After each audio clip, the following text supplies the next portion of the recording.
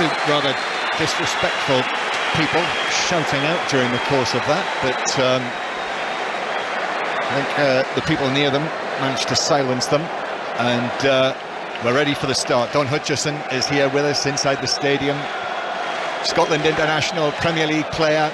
Quick word, Don, on what lies ahead, do you think?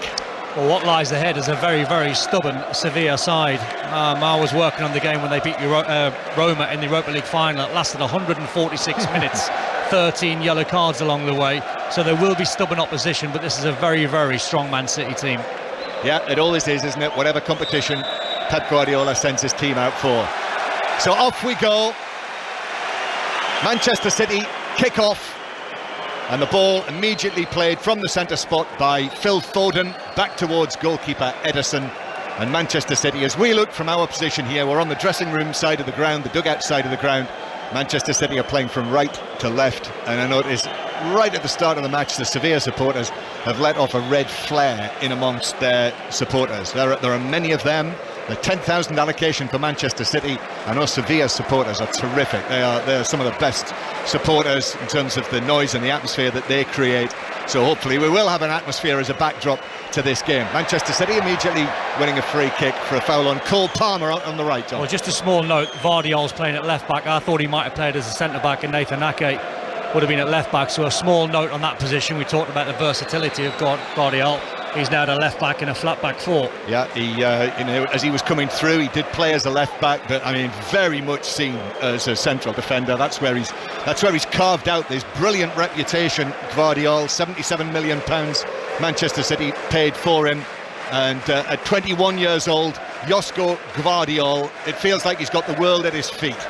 And Akanji's got the ball at his feet, but he's lost possession, and it's taken on by En-Nesyri, who shoots as he falls from outside of the penalty area. Eric Lamela, actually, it was on the edge of the box, falling over the former Tottenham man, but dragging his shot well wide for a goal kick. Yeah, well, that was case in point of Manuel Akanji stepping into that little midfield alongside Rodri. He got given a ball under pressure and he couldn't really deal with it. It's interesting that obviously Rodri's dropping a little bit deeper, and the two players that are going to be closest to Erling Haaland is going to be Phil Foden and potentially Kovacic. But on Lamela's left foot, maybe would have been more of a chance, not on his right.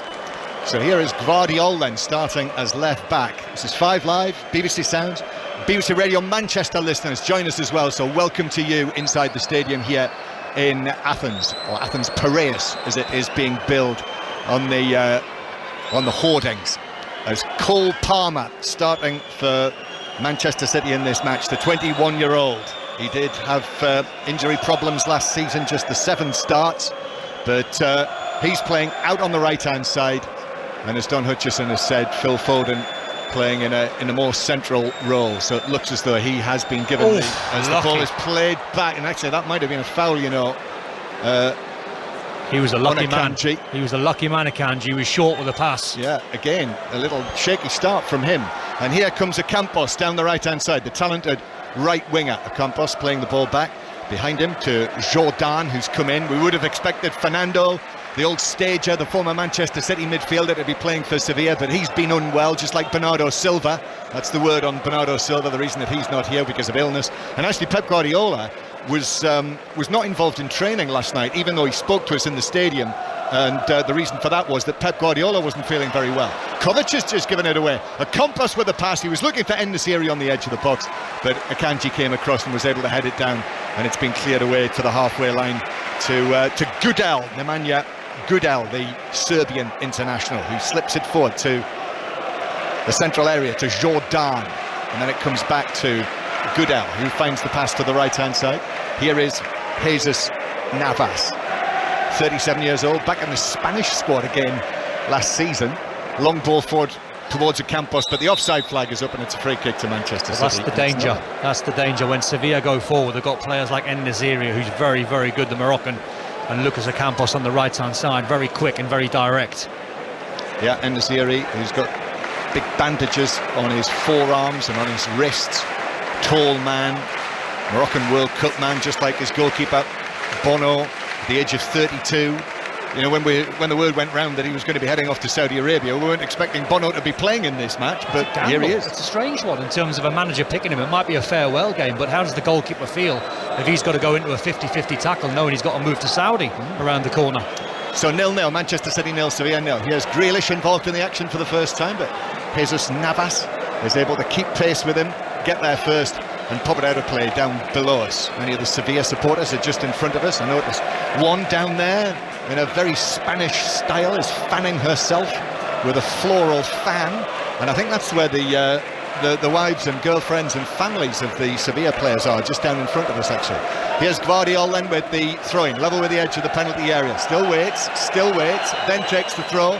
Foden with a flick into the area looking for Haaland, but Haaland trying to lay it back to Foden. Just gave it away straight to Rakitic, another of the old stages in this Sevilla side. And now here's a Campos down the right-hand side. Oliver Torres is on the right flank. Oliver Torres comes infield. He's still on his right foot. In fact, he's all right foot. And then turns up against Grealish. Torres, dark-haired, herring infield. Haaland arrives, so he has to tap it back into the central defenders. But Sevilla have had the best start to the game. A couple of minutes gone, they're very, very comfortable, as you'd expect. Rakitic is pulling the strings in midfield with his diagonal passes. And here's Jesus Navas, early cross for him. En-Nesyri with a header, bounces down. Campos was in there as well, headed forward by Lamela. En-Nesyri with another chance, but got right underneath it. And as a result, just sort of headed it up in the air.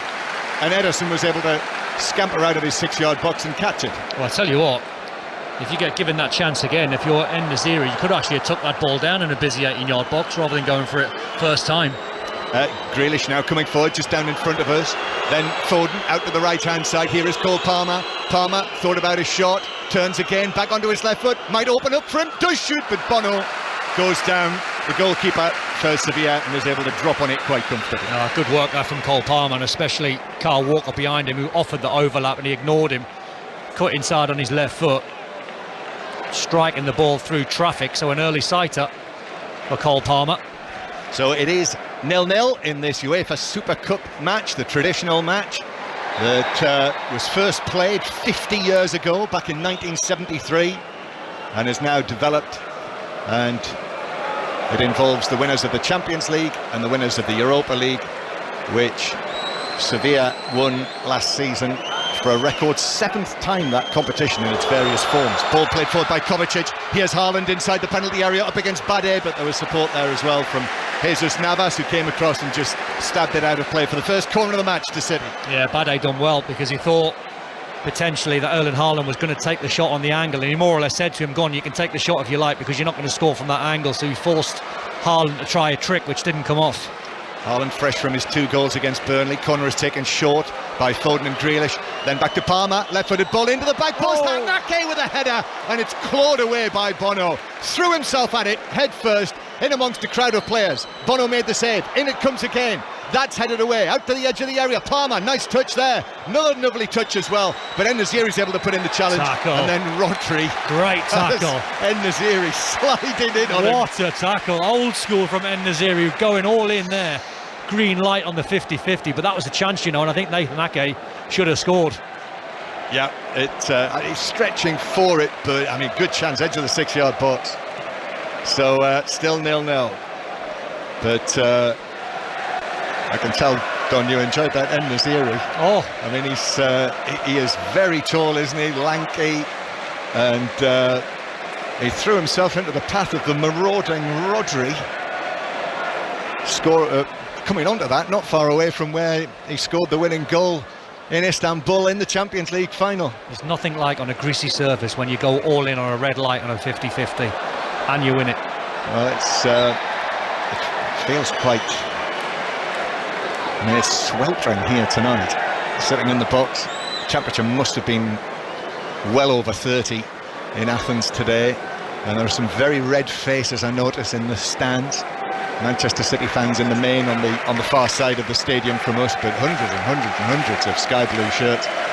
As the ball is back with Ederson. Now here's Akanji after the couple of awkward moments that he's had in the game so far. Then across to Ake, who had that big chance to score with the header.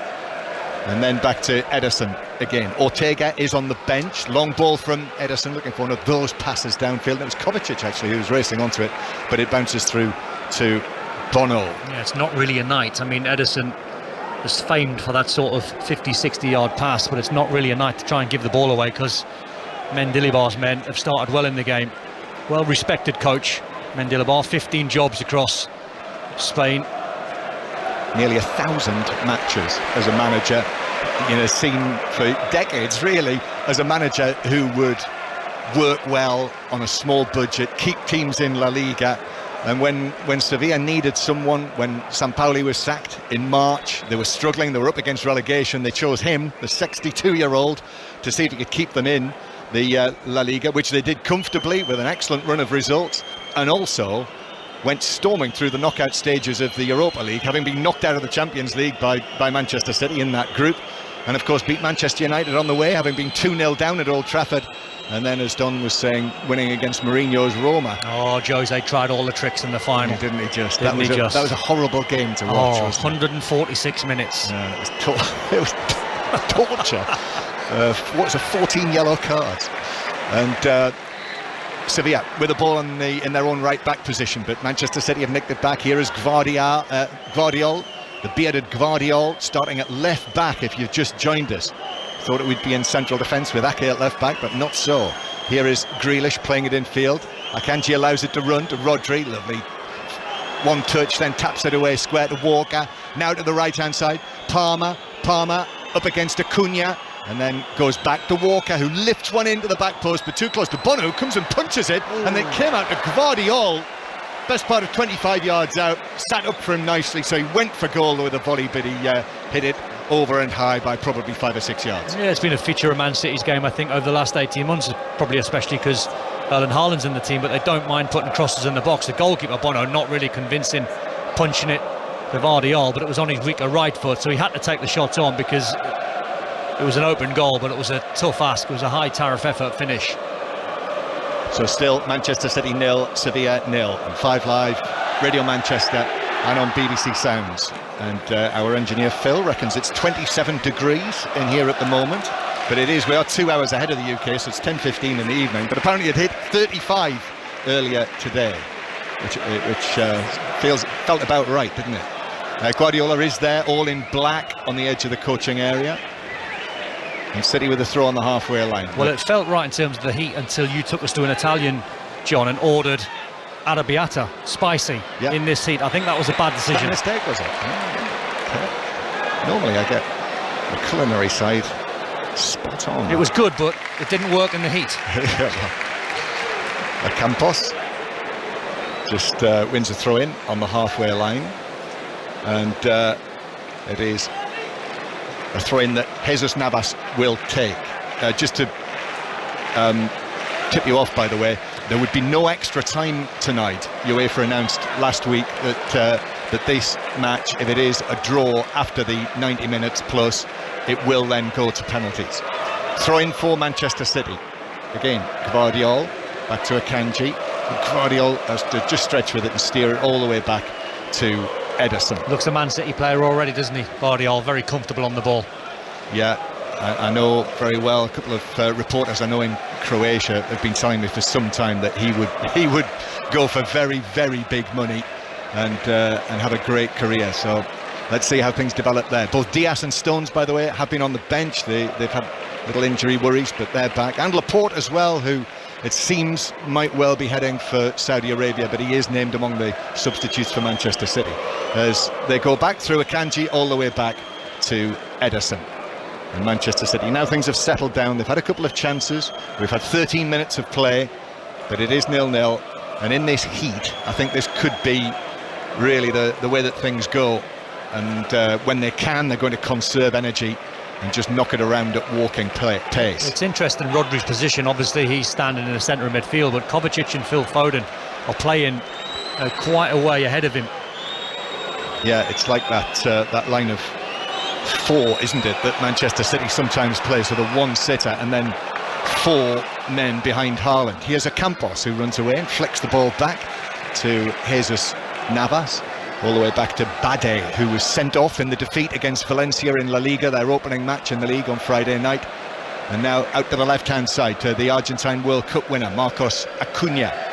And then back into central midfield to Jordan, and Sevilla go back into the middle of their own half. The man who scored the winning penalty, remarkably, the other Argentine World Cup fullback, Gonzalo Montiel, is among the substitutes tonight after his amazing season. He'll never have anything like that in his career again, to score the winning penalty in the shootout in the World Cup final, and then the winning penalty in the shootout in the Europa League final. And also when it was retaken, the final penalty in the Europa League final, because the goalkeeper was off his line and he hit the bar but scored second time round.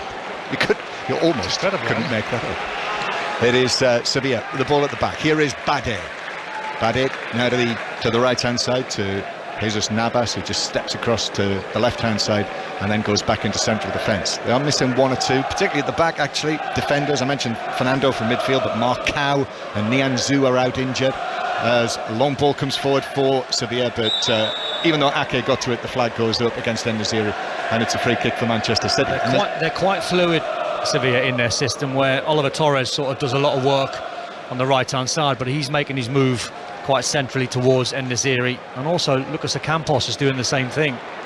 So they're not really static in their positions. In possession, they're very interesting to watch. Still 0-0.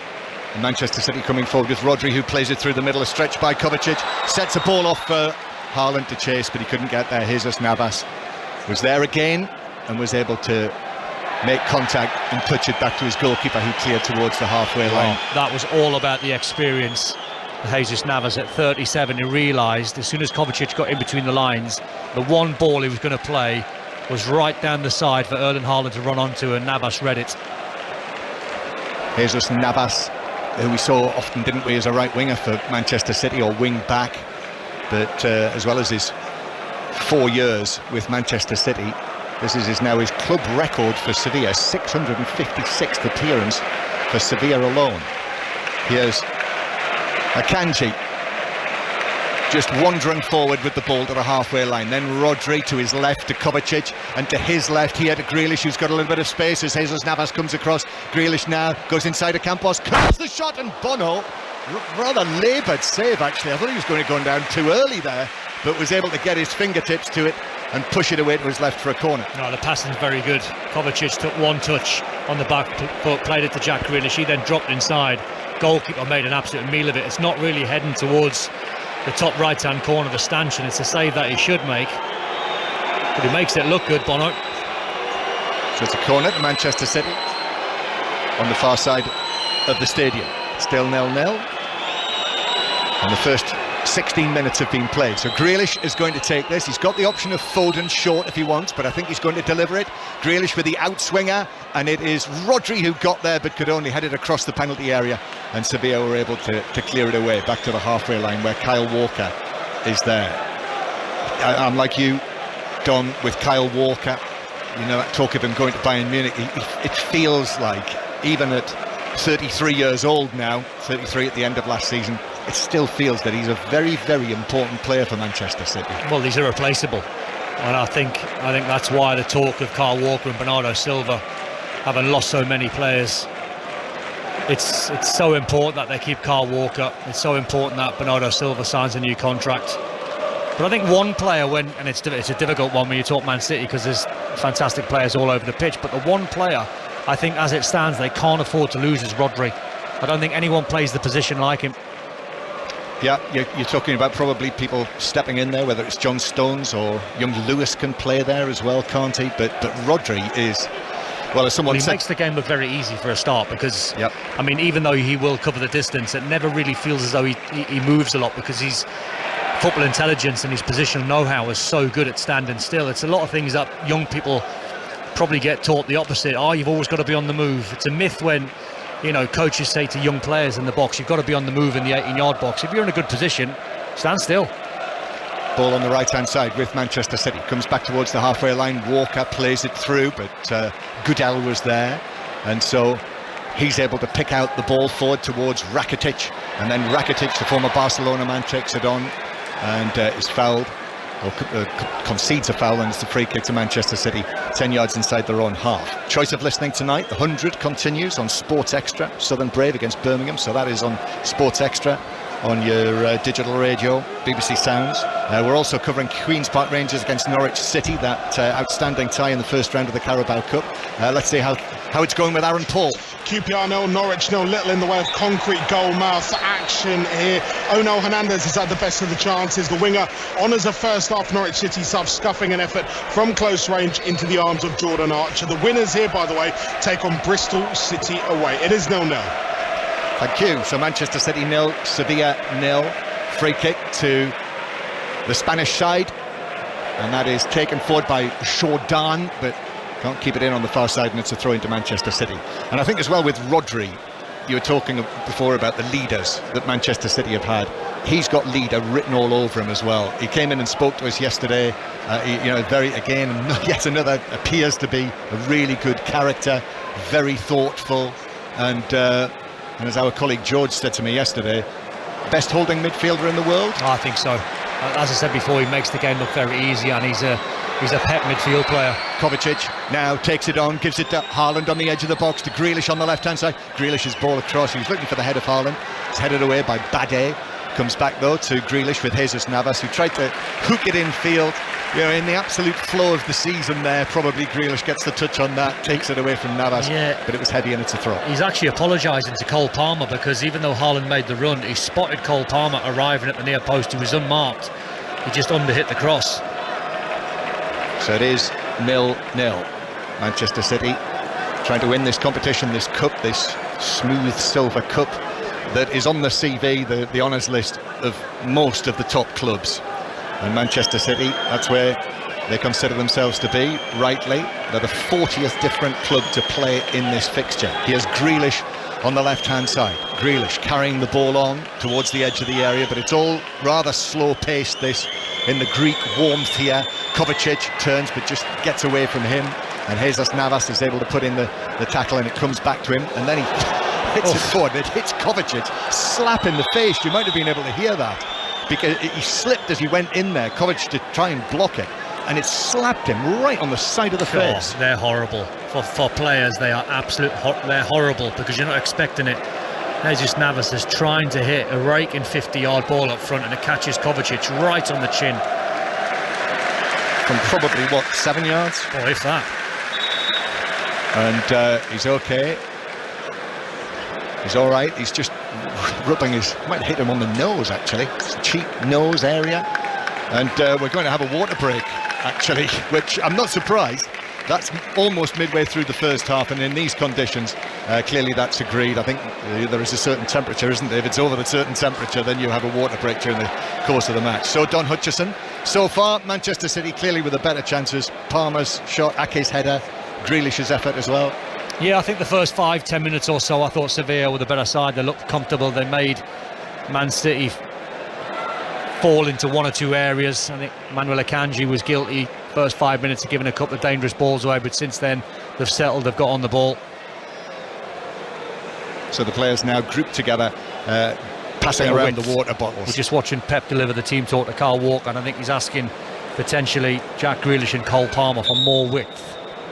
Yeah, he looks okay tonight. If he was under the weather yesterday, he's all full of animation. I can hear him clapping his hands down there. Quite a long beard at the moment. Pep Guardiola, all in black, but the beard quite silver now. And he's still talking away to Gvardiol, making his full competitive debut. And let's get a word. Neil Lennon's back in the studio, watching this, following it from afar. What have you made of it so far, Neil? Yeah, it's Sevilla have been quite compact and resilient so far. Interesting to see Kovacic picking up the positions that Gundogan would normally, John, and trying to get on the half turn and release Haaland. City's starting to dominate possession, Sevilla not much in an attacking sense. So far it's been okay, not spectacular, but you just see City's power come to the fore the longer the half wears on. Yeah, thank you, Neil. Neil Lennon, former Celtic manager. And Don, when you and I were talking about what Kovacic would bring, and Neil's just compared him to Gundogan there, who really weighed in with goals. But from his time at Chelsea, Mateo Kovacic, even though, excellent player for Chelsea, player of the year one season, number of goals he scored in a season, 0-2, 0-2 and 2. Here's Palmer on the right-hand side. Palmer turns, he's put under pressure, might have been fouled by Acuna. Referee Letessier says no, so Sevilla are able to bring it away, and Acuna must have just got a foot in on that, but Sevilla go back towards the edge of their own penalty area. His best numbers were 2 in a season, so 6 goals in 221 Chelsea appearances. And Neil Lennon would be 100 million. Here is Campos now bringing the ball forward. He's actually in a central position, more towards the left-hand side. Then Acuna with the cross, good cross, down, and it's in. En-Nesyri got up there, the big man, the Moroccan, ahead of Nathan Ake, and Sevilla take the lead against Manchester City in the Super Cup. Manchester City 0, Sevilla 1. Well, that's what they do when En-Nesyri's in the box. They're a threat when they get it in wide areas, and the leap is incredible. He spots the flight of the ball ever so well quite early. Bono started the move by playing it into midfield. They flick it round the corner. They've got an overload down their left-hand side, and once they work it down the left-hand side, they're not shy. He gets himself 1v1 just in behind Nathan Ake and Vardiol. There's a few waves of hands in the press box to signal there might be an offside. I didn't see that, but what a header, a bullet header. There's no way once Nathan Ake's static and En-Nesyri's on the jump, he's not offside. It's a fantastic finish. Headed it right into the bottom left corner from, 6-7 yards out, something like that. And as you say, Don, his leap is prodigious, isn't it? I mean, he's a big man to start with. It's always the nightmare, John, for centre-halves when a ball's whipped in and a centre-half has to open up his body. In Nathan Ake's case, he tries to, 1, keep an eye on the player En-Nesyri, 2, get the flight of the ball, and everything's happening so quickly, and once you are underneath it and En-Nesyri gets the jump on him, it's impossible to stop.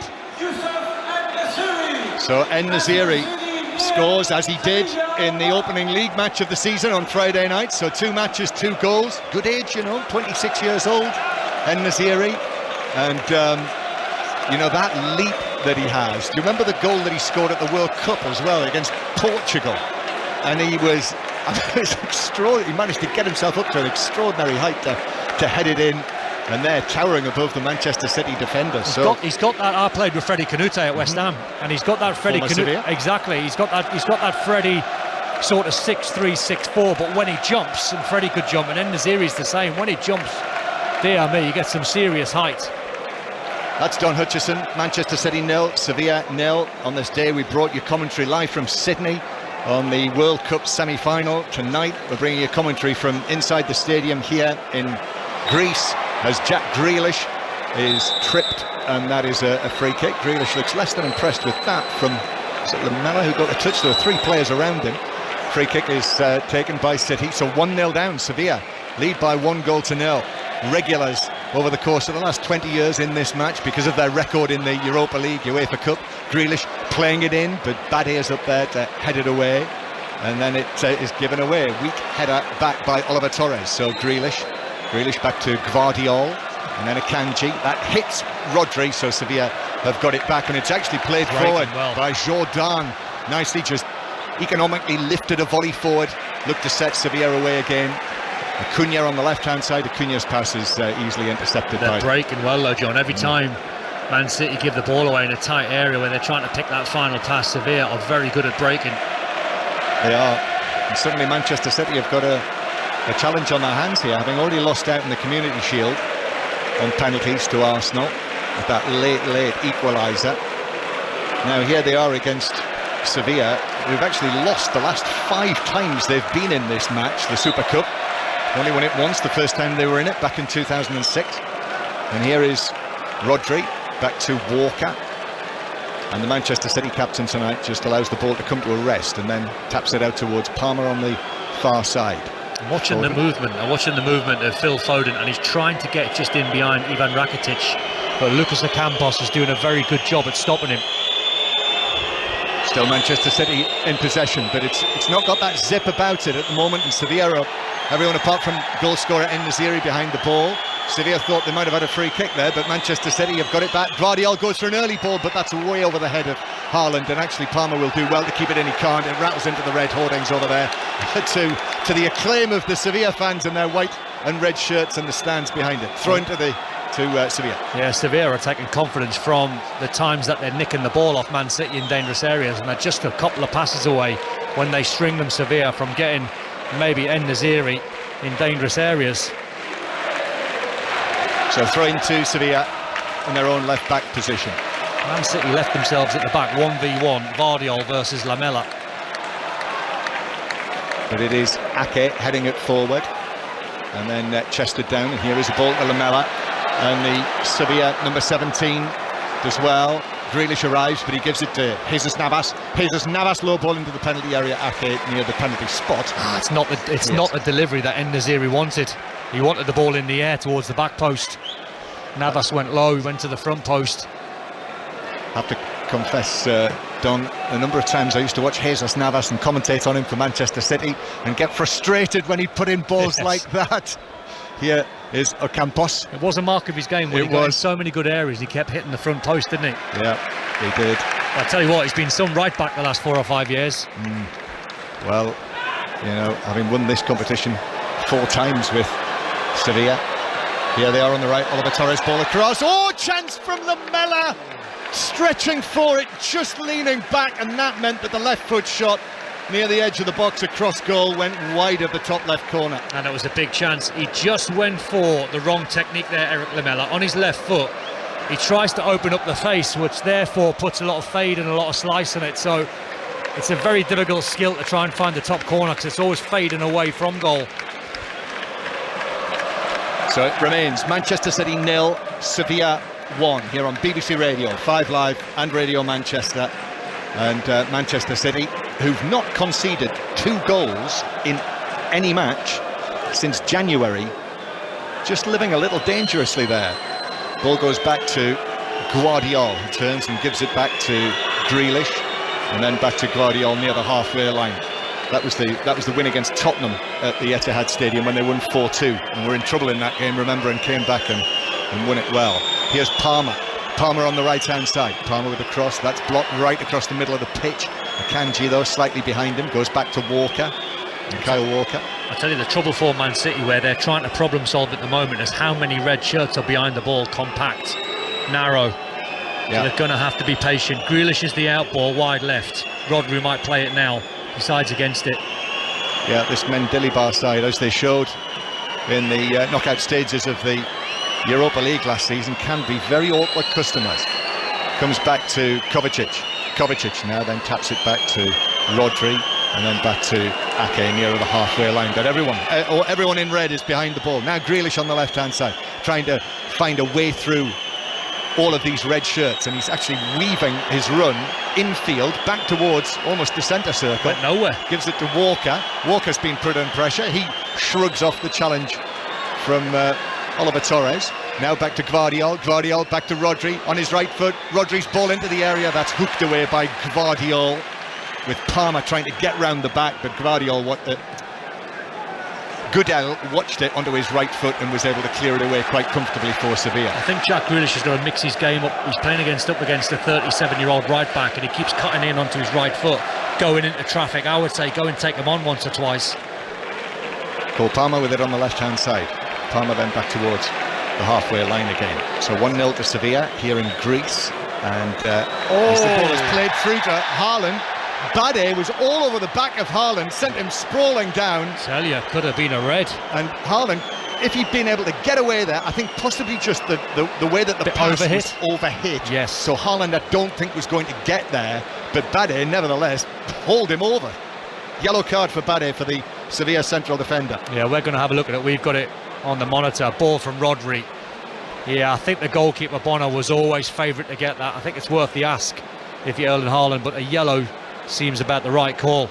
Well, this is Bade, who was sent off on Friday night, as I mentioned. So sent off on Friday night, and that was quite close to being another red card, but it is a yellow. Sevilla, who were shown 14 red cards last season across all competitions. 14 red cards in the same season. Some kind of record. Free kick then for Manchester City. Well, Foden likes the look of this.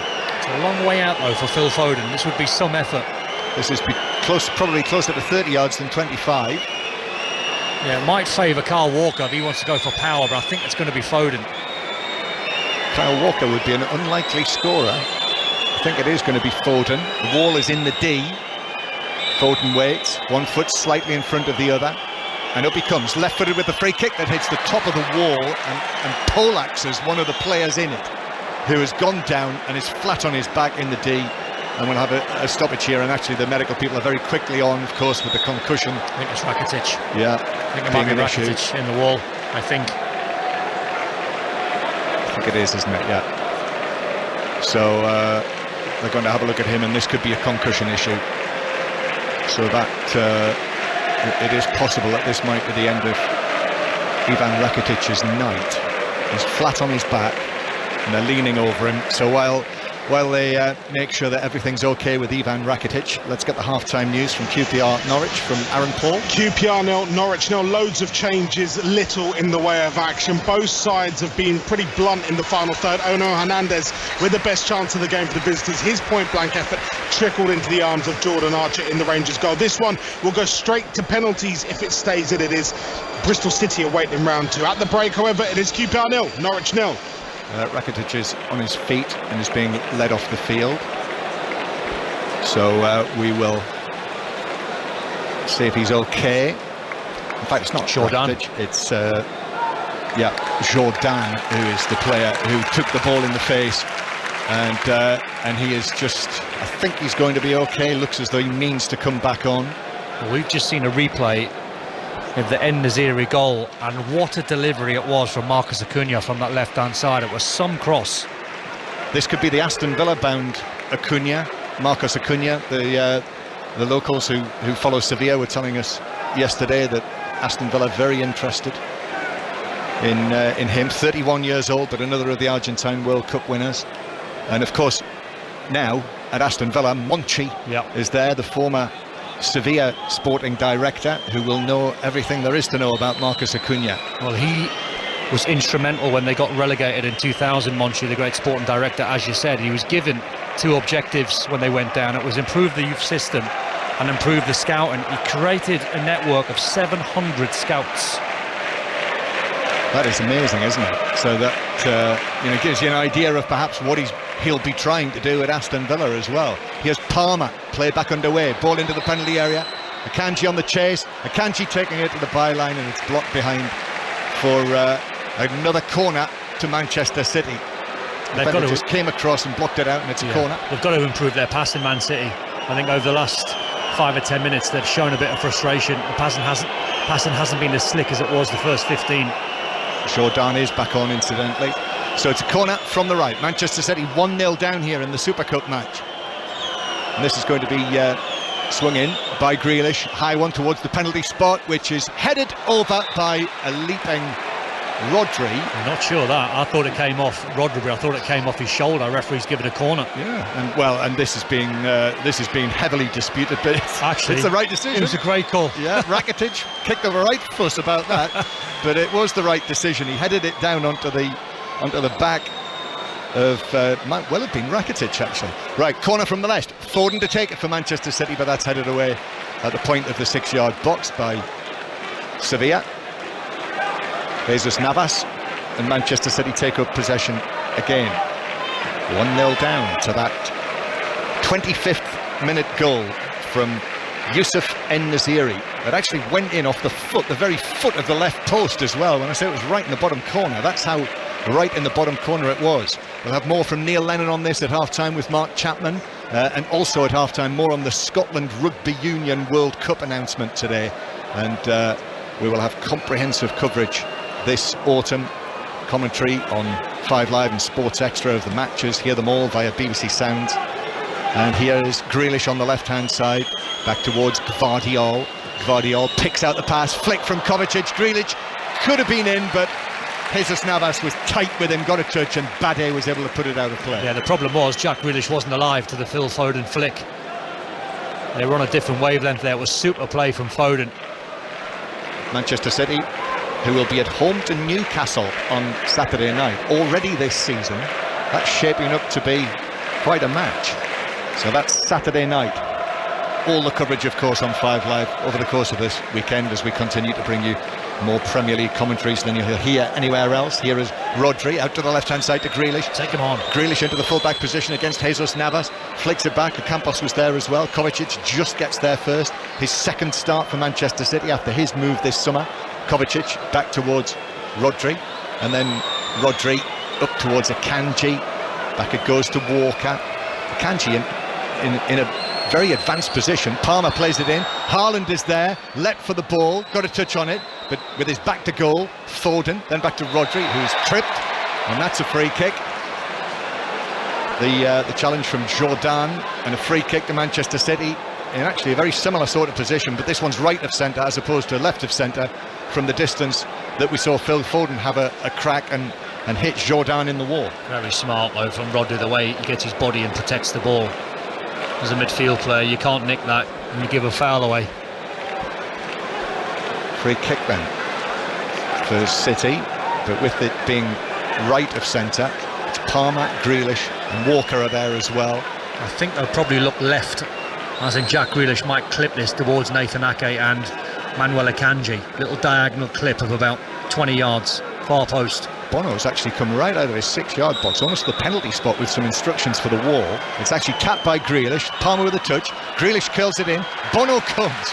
And just, again, just to the point where you think he's about to catch it, he actually punches it away. Just catch it. But good distance on the punch, but possession back to Manchester City.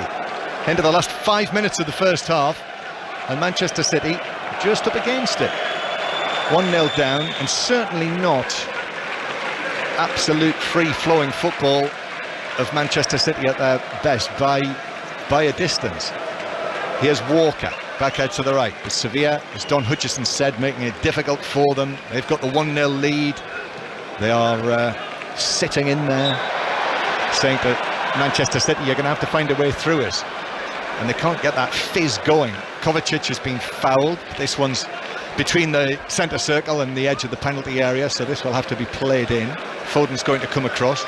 Walker, as befits him, walks across, taps it square. Foden now to the right hand side to Palmer. Everyone is back behind the ball for Sevilla. Gvardiol square towards Walker. He's going to have a crack for goal, but doesn't beat the first man. It was blocked by Rakitic, who is 8 or 9 yards away from him, and the ball actually rebounds all the way back into the Manchester City half, where Gvardiol has to go and get it. Not often you'd say about a Guardiola side, they're a little bit predictable here, Man City. They are. Grealish will get it on the left-hand side, but instead of taking Navas on, he comes inside, goes across the field. Palmer's the one on that left foot that might put a dangerous cross in. Here he is, Palmer up against Acuna, went one way then the other, came infield. Kanji's there on the edge of the box, back to Palmer. He got a touch at pace, back to Kovacic, 25 yards out. Kovacic is being hassled by Jesus Navas, and then it has to go back to Ake. You literally could throw a blanket over about 20 players, couldn't you? Close to the 18-yard box. It's really narrow. Yeah. Great from Sevilla's point of view. However, Manchester City, as Grealish is caught by Campos. Better. Clever from Grealish. Just Better. as he came in, Campos, Grealish just lifted the ball past him. Campos had already committed himself, brought down Grealish, who went sprawling down. Campos got it, immediately apologised. Well, I'd like to see it again, because it looked like a bad foul, which would have been a yellow card. It was better from Jack Grealish, though. It should have been a yellow card. Campos catches him on the thigh, above the knee. He knew it, Campos. Look how high he is there on the replay. Yeah. The sort of the flailing second foot. That is a yellow card all day long. Campos knew it. I think he expected to see the yellow card. And when the referee, the Frenchman, Le Tessier, came over, he actually sort of put out a hand and tapped his hand as if to say, thanks, mate, for not showing me a yellow card. Grealish is okay, and he's on his feet. 1-0 Sevilla lead. So just down in front of us here, Foden and Grealish in discussions. Grealish runs over the ball. Outswinger from Foden then to the back post, which is headed down. Akanji with a shot, but that's blocked inside the penalty area. Hit one of those many bodies inside the Sevilla box. And then Sevilla clear it all the way downfield for Walker to give back to Ederson. Passes it out to Kovacic, who's got space here. Kovacic And Kovacic just takes it on, takes it over the halfway line as Sevilla retreat. And then as the ball is played to his right to Rodri, in comes the challenge. Heavy touch over there on the far side from Oliver Torres. I just get the feeling when Man City have got the ball and they're playing it into midfield, Sevilla are setting traps for them. They're saying, go on, play it in that little pocket of space, because when we nick it, we've got 2 or 3 players. I think Jordan's done a really good job alongside Rakitic of not allowing the space, and they're trying to break very quickly, so they're setting traps for Man City. Manchester City, though, you know, they're used to this sort of challenge. How many times we'll see them playing against teams that have packed the defence and are saying to City, you have to find a way through us. Kovacic now with a run towards the edge of the penalty area. Haaland played into him, in amongst play. I mean, he was surrounded there, Haaland. Tried to get a touch back to Kovacic, wasn't able to do so. And it is one of those games as well where Haaland, I don't know what the touch count is for Haaland, but it won't be terribly high. Well, you'd be happy if you're a Sevilla fan and you're watching balls go into Haaland's feet with about 5 players wrapped around him. It's not his strength. Here is Grealish then. Grealish up against En-Nesyri, actually, who's back there, almost in his own left-back position with Grealish. Ake passes it forward. The City fans, you can hear them over on the far side. I suspect many of them might be coming here as part of a holiday, maybe heading off to the islands after this. The marina of Piraeus is just a short distance away, where all of the yachts are, the gleaming Mediterranean lapping against the harbour. Here is Ake to the left-hand side to Grealish. Grealish past Jesus Navas, now to Rodri on the edge of the box. Rodri leaves the defender on the ground, then couldn't find the pass through to Grealish. It was cut out by the falling Jesus Navas, but Rodri left his man, I think it was Jordan, wasn't it, who slipped and was left on the seat of his pants. Ball in towards Grealish on the edge of the box, but his touch was heavy. That was headed away by Acuna. That was more promising. Yeah, he's dropped the shoulder well there, Rodri, but once he dropped the shoulder, he then brought the ball back onto his weaker left foot, and then he thought, I can't really take the strike on my left foot on the angle. It's not on. Rodri, oh, what a pass! Foden across, all the way across the 6-yard box. Palmer's in there as well. Angle very tight, and then in came the challenge from Acuna, who was able to nick it away. But City suddenly are finding a way through. Better early ball into Phil Foden's feet, in behind that back line. Great pass from Rodri. Really slipped it down. It was De Bruyne, like, wasn't it, to find that pass through there. The eye of the proverbial needle. Rodri again, back square to Gvardiol. Gvardiol, now Grealish up against Jesus Navas again. Went one way, then curls it in all the way beyond the far post. And Bono, who was, well, he didn't know. He looked as though he didn't know what he was going to do. Bono, whether he was going to come, leave it, and in the end left it. And he almost gives Acuna a big cuddle for the fact that they survived. Yeah, it was the right ball to play from Jack Grealish. Just worked the yard on Navas, then put it towards the far post. Kovacic was in there, and Cole Palmer, but just a yard heavy on the cross. So we are into added time at the end of the first half. 3 minutes of added time to be played. Manchester City 0, Sevilla 1. Just a reminder, if it does finish level at the end of the 90 minutes plus, it would be straight to penalties if you've just switched on to us tonight. But 1-0 Sevilla lead, and it is Sevilla who'd get their hands, Jesus Navas, on that Super Cup trophy. Here is Ocampos back into his own half. Acuna who set up the goal for En-Nesyri, across from the left-hand side, back to Bono, and the Moroccan goalkeeper long from his left foot. That Akanji will just see the ball back to Ederson. Ocampos was battling for it, but Ederson, long and left-footed. Foden heads it back towards Gvardiol, and Gvardiol curls it forward, but Jesus Navas is quite happy to head that out. And I think that might be it. I make it just 5 or 6 seconds of the 3 minutes are to be played. And the referee's got his whistle in his mouth, and there it is, the end of the first half, with Manchester City creating chances, but certainly not at their best. And Sevilla scoring the only goal so far, that towering header from Youssef En-Nesyri, Don Hutchison. And it was a well-worked goal as well. The brilliant ball from Marcus Acuna on that left-hand side for Sevilla, who I feel have been quite comfortable. Yes, they've been without the ball, but they've been compact, they've been narrow, they've been hard to play against, and on the counter with Lamella's quality, the height, the strength, the pace of En-Nesyri, and Lucas Ocampos has been a threat. So I think Mendilibar will be a happy man going in at half-time. More problems for Guardiola at the break. Yep, water bottles all round here after a sweltering first half that has ended Manchester City 0, Sevilla 1. And the heat has to be taken into account, Don, doesn't it? Well, it does when you haven't got the ball, but I think the way that Mendilibar's men have been narrow, compact, and the distances they've had to cover have not been massive, so it wouldn't be too taxing on their legs because they've been very, very smart. So City have got to keep moving the ball and they've got to stay patient. And if ever I had a perfect pundit to talk about a towering header, Neil Lennon, that was sensational. Yeah, I'll crack the jokes. Yeah, that's one of the best headers. It's one of the best headers I've seen for a long, long time. It was fantastic, Choppers, the way he got up and attacked it and, really powered it in the opposite corner. It was a magnificent goal. And it's given Sevilla something to hold on to, which is exactly what Mendilibar would have wanted. City have been dominant in possession, a little bit pedestrian in the final third, but I think you touched on it with the heat. I think the longer the game goes on, the gaps will start to open for City, and I can see this being a long second half for Sevilla. There is something about it, isn't there? Just a towering header that goes back the other way, and you will have seen it, Neil, you've got your monitor in your studio as I have here. Just the precision of it, to go just in off the base of that left-hand post. It is a perfect header.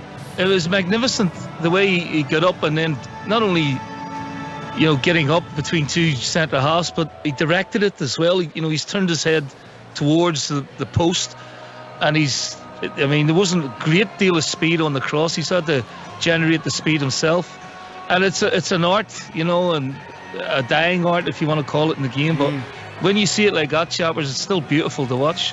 Absolutely. Neil, for the moment, thank you. Don and John in Athens as well. So Sevilla lead the Super Cup final by 1-0 at the break. Second half on the way. During half-time, we'll talk about the Scotland Rugby Union World Cup squad for the tournament that starts in, less than a month's time now. Rory Lawson, former Scotland scrum half, will join us after the latest news with Anna Preston. Listen on BBC Sounds. This is BBC Radio 5 Live. Says qualifying for the Women's World Cup final is like living in a fairy tale after her team beat the tournament's co-hosts Australia 3-1. The Lionesses will take on Spain for the trophy on Sunday. These England fans are looking forward to it. We are so buzzing. We've been waiting for this to happen for how long? Yeah! It's incredible. We cannot wait for the final. I'm calling now 2-1 England in the final. I mean, this manager, she's the one, honestly. She's like galaxy brain. I don't know how she's done it. We're the Lionesses and we're ready for any challenge, you get me? The British Museum has sacked a member of staff after pieces of its collection were found to be missing or damaged. The museum says it's tightened security arrangements and police are investigating. Our correspondent Robin Brandt has more. These are small items kept in a storeroom. They weren't on show, apparently. They include gold jewellery, gems of semi-precious stones and glass dating back from the 15th century BC to the 19th century AD. That means some of these items could be 3,500 years old. It's a highly embarrassing security breach for such a globally renowned institution. Economists have suggested that interest rates could rise again next month despite a sharp drop in inflation for the second month in a row. The cost of living rose by 6.8% in the year to July, down from 7.9% in June. But analysts have warned that high food, restaurant and hotel costs mean the Bank of England is likely to raise rates in an attempt to slow price rises. Detectives investigating the massive data breach at the Police Service of Northern Ireland have arrested a 39-year-old man on suspicion of collection of information likely to be useful to terrorists. It was revealed last week that the details of around 10,000 officers and staff had been mistakenly shared online. And junior doctors in Scotland have accepted the latest pay offer from the government in Edinburgh, avoiding potential strike action. It's worth an additional 17% over 2 years. And that's the BBC News on 5 Live. The FIFA Women's World Cup. History! They're England! They are heading for their first ever Women's World Cup final! England versus Spain. The final. Sunday morning at 11. Listen to the Football Daily podcast with all the reaction and analysis. This game belongs to all of us. The FIFA Women's World Cup on 5 Live and BBC Sounds. This is 5 Live Sport with Mark Chapman. On 5 Live. Listen on BBC Sounds. Manchester City 0, Sevilla 1 at the break in the Super Cup final. Second half on the way. They're into the second half, I think, in the first round League Cup tie between QPR and Norwich. Aaron Paul. QPR 0, Norwich no. Big chance of the home side just after the restart. Albert Adoma's cross met by Elijah Dixon-Bonner, who in turn found Linda Dykes. He couldn't convert past Angus Gunn. Joe Walsh has replaced Jordan Archer in the Rangers goal. Gabriel Sara is on for the visitors. It remains, however, Mark, QPR 0, Norwich 0.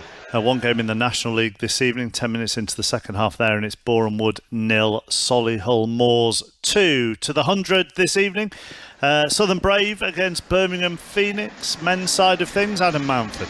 Yes, I think the Brave are going to win this. They need 1 off 10 balls. So, yes, I think they might just about squeeze this. Before I finish speaking, contributions from all the batters here, Mark. The New Zealanders, Finn Allen, 22, Devon Conway, 24. When the Brave captain, James Vince, was bowled by his Birmingham counterpart, Mo Ali, for 18. The Phoenix had a sniff, but George Garton's 28 made sure the home fans will leave here happy. Earlier, 3 wickets each for Tamal Mills and Rian Ahmed helped peg back Phoenix after they had got off to a fly, with Duckett making 27 and Livingston 25. And just that 1 run needed, which will take Brave to second.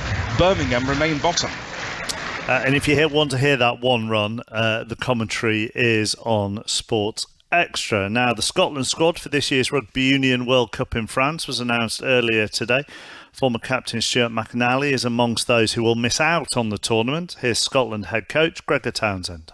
By the time we got to finalising our squad, it was reducing it from 37 to 33.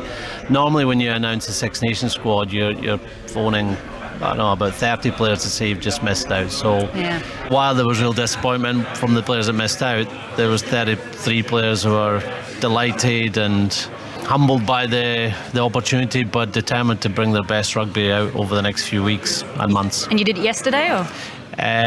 Monday afternoon into evening. Okay. Yeah. When it comes to you personally and those difficult conversations you had to have with 4 players, Stuart McInally is definitely the headline today. How close was he? And can you discuss your thinking around that Georgia game on the 26th of August? He's on 49 caps. Have you had that discussion with him to get the half century, or is it no, I'm going to use the squad I've got? I know Stuart was very disappointed.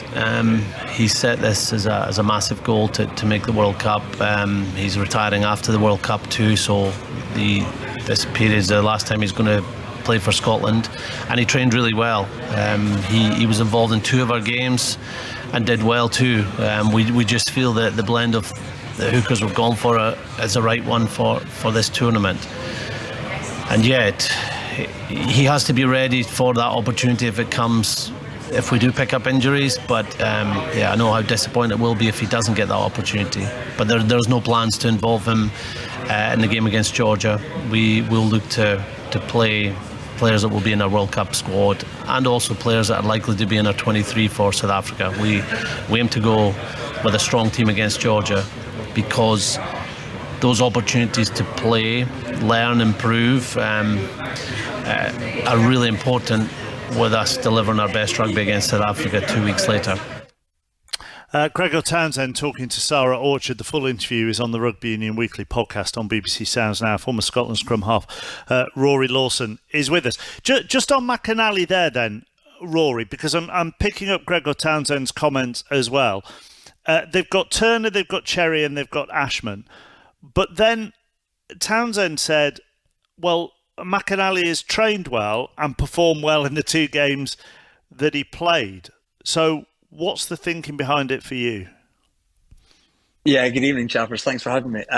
It's a really interesting one. You know, he mentioned the word blend, and I think George Turner is Scotland's best hooker. I think Dave Cherry has proven to be a preference off the bench and has a really solid basic skill set, scored a try in one of the warm-up games. And obviously with Ewan Ashman, he's also shown a real power game, a real dynamism off the bench. Now, what he's losing with McInally is the most experienced hooker within the squad. He was captain in Japan last time out, let's not forget. And nicknamed Rambo, he's a fierce competitor.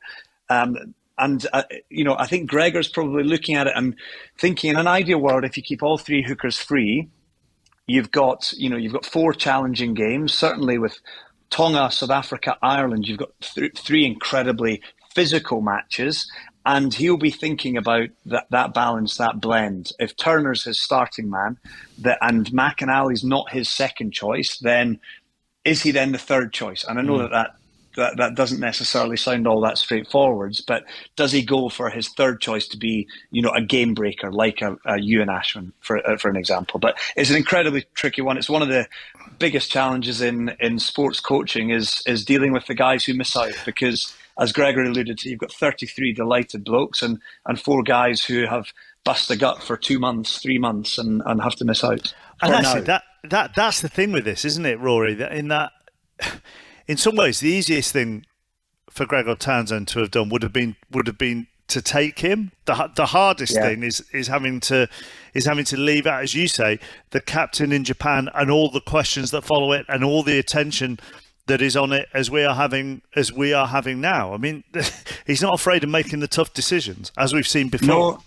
Yeah, he's courageous, he's bold, he does what he believes is the greater good for the squad, and he'll have a master plan or a bigger picture view over these things. For Rambo, the biggest challenge now is he's essentially retired from rugby post World Cup, and he's not part of that initial World Cup squad, but he's the next hooker on the plane if anybody picks up a niggle or a knock and is ruled out. So he can't quite put his feet up just yet and sit back and reflect on what was a glittering career and something to be very proud of. He'll continue to truck along, albeit potentially without an opportunity to go to the world's biggest stage.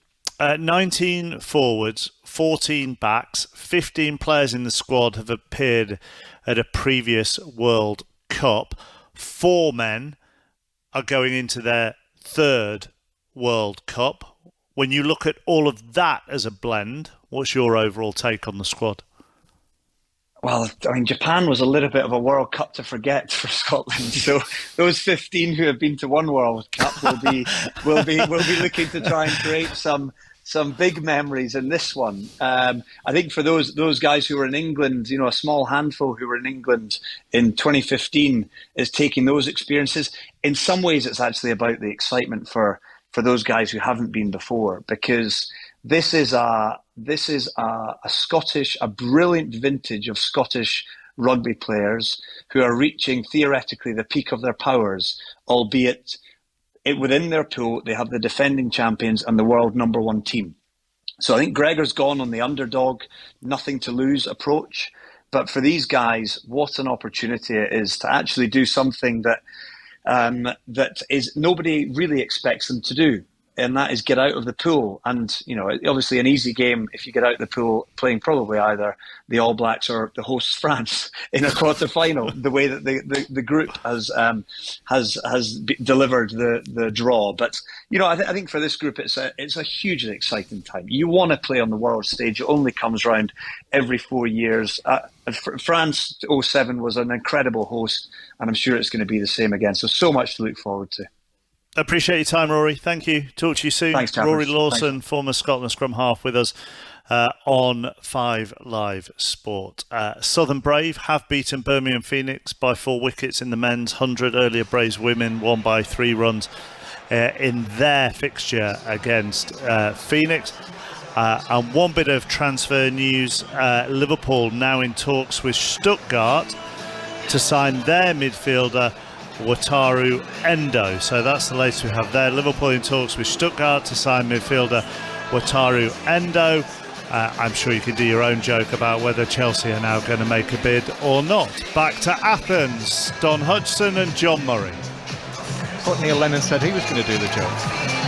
Yeah, but I think he's gone for a cup of tea, so. Thank you very much. Here we are, no changes at the start of the second half.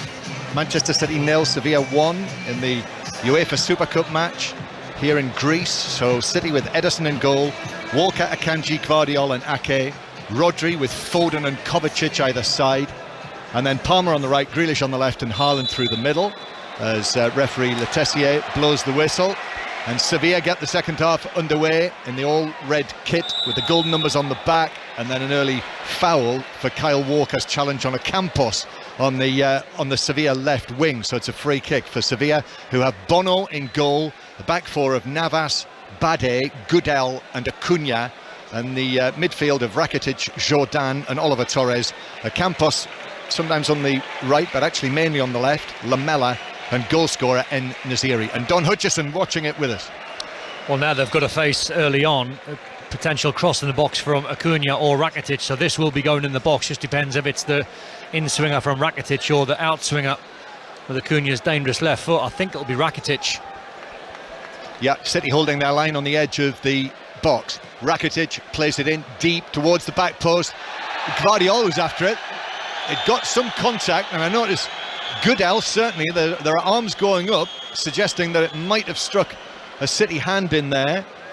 So VAR will be watching that while play continues, with Sevilla going all the way back towards the edge of their own box to goalkeeper Bono. I thought there might have been one or two changes at half-time, given the hot conditions here tonight, but not yet.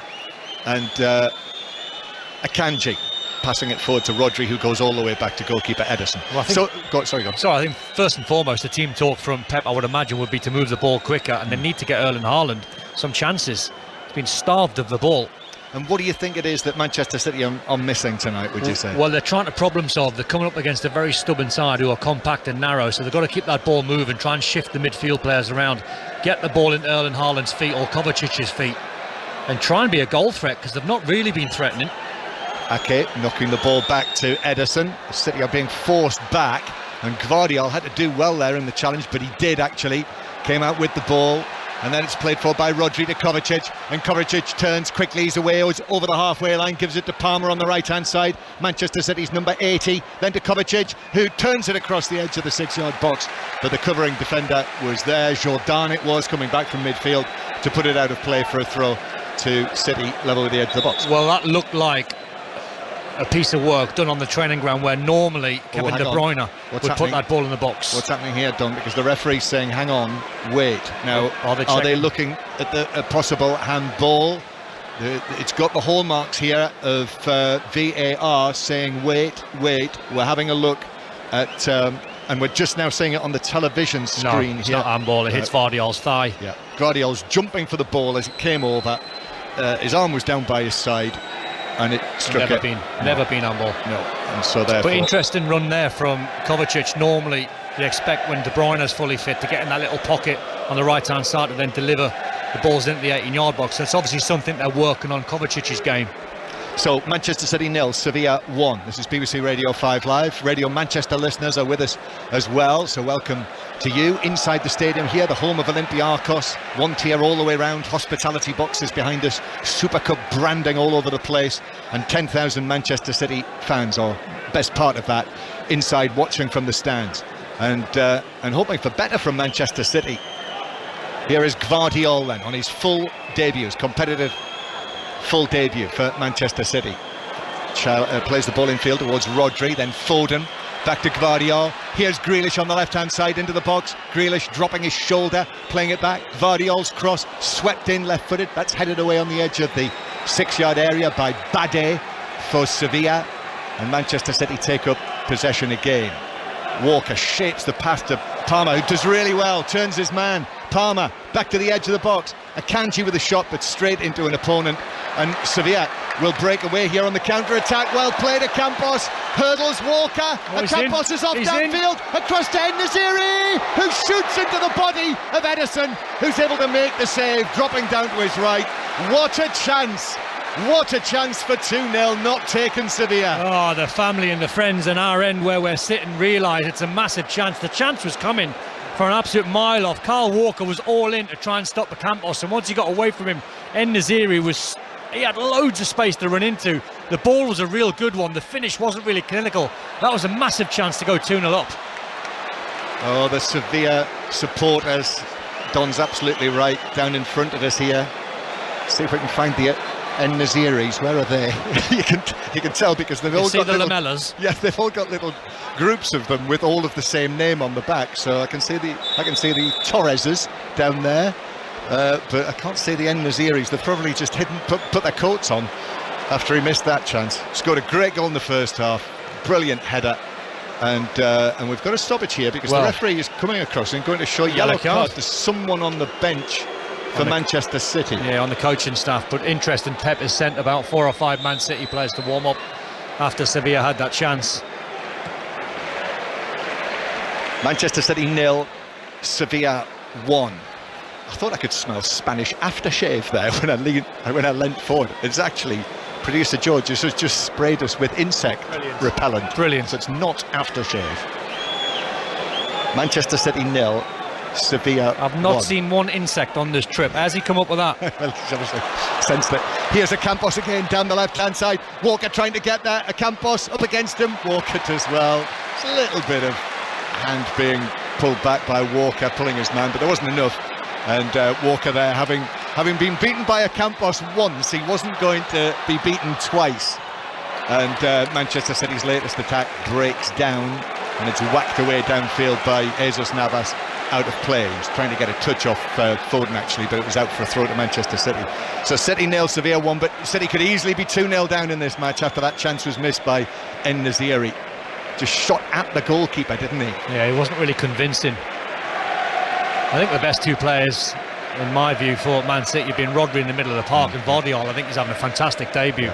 It's the cutting edge at the top end of the pitch that's missing. Yeah, agree with that. I've seen one or two bright bits and pieces from Palmer as well on the right-hand side. As Akanji's caught in possession, not for the first time in the match. This was just inside his own half. And Campos plays it through. En-Naziri. Ake's trying to get there. The angle's tight, and actually he shoots wide. A bit of a scuffed shot as Ake slid in. I did initially wonder whether Ake had got something on that, but he didn't. It was just a poorly hit shot wide of the near post. And how many times does Akanji give the ball away in a dangerous area? I think that's the third or the fourth. Yeah, sloppy. Give the ball away again. Give it away. Rodri this time. It's catching. 1-0 Sevilla lead, and Manchester City living dangerously here. Campos, who brings the ball forward, and then, well, there wasn't a great deal in that. He checked back as Rodri came in, and Campos went down very theatrically, and he is prone to this. Campos. I love the way Campos has just held out his hand for Cole Palmer to pick him up, and the youngsters just walked straight past him. Yeah, blanked him. Yeah, that was very Manchester, wasn't it? Yeah. From Cole Palmer. So it's a free kick for Sevilla. Should say. I mean, they do look like the team that's going to get the next goal. They do. Man City have not really been threatening, apart from the first 5 or 10 minutes, 15 minutes of the game. And as well as, what is it about this display that Manchester City are missing? Don's answered what it is out there on the field, but what it also is De Bruyne, Bernardo Silva, who's unwell, not here, and Gundogan, Mahrez, who has gone for good. Mahrez as well. I tell you, they're up against a very, very good opposition as well. This is a seriously good Sevilla side. Yep, don't be fooled by their defeat against Valencia on Friday night. And they're taking an age of a time here to place the ball. Well, Jordan's taken the Ronaldo run-up on the angle from about 30 yards, so this would be some effort. Yeah, Juan Jordan is now coming up and hitting this ball right-footed, and Ederson got a good sight of it over the wall, but Ederson saw it and gathered it. Little juggle, but caught it quite comfortably just close to his right post. It looked very good, didn't it? It was Ronaldo-esque, wasn't it? Yeah, it did. And back it goes into the City half. Juan Jordan has come in because Fernando is not here, another player who's missing this match through illness, and the feeling was that new signing Djibril Sow would actually be involved in the match, the Swiss international who they signed from Eintracht Frankfurt this summer, but he's only among the substitutes, and Jordan is playing. I know it's a feature of Erling Haaland's game, and we shouldn't really pay too much attention at the lack of touches, because 52 goals last season, 2 already in the Premier League, but he's hardly touched the ball. Hardly touched it. Similar in the Community Shield, wasn't it? And then he won the match for Manchester City against Burnley. the early goal, 2 goals, match over. He's been well screened though. Yeah, Rakitic in front of him and Jordan. Yeah. As well as having 2 big centre-halves to deal with. Yeah. And there's been very little space for him when the ball's not really been there either. And of course, Bade fouled him when there was the possibility in the first half. Here's Ocampos again on the left-hand side for Sevilla, causing problems up against Walker. It's a good contest this now. Ocampos played it inside Walker, but Kovacic had come across it, and it was blocked out of play for a throw on the left. Ocampos, the Argentine Don. I wonder if he's thinking Pep. I wonder if he's thinking Julian Alvarez alongside Haaland, just to try and be a threat, try and get some chances.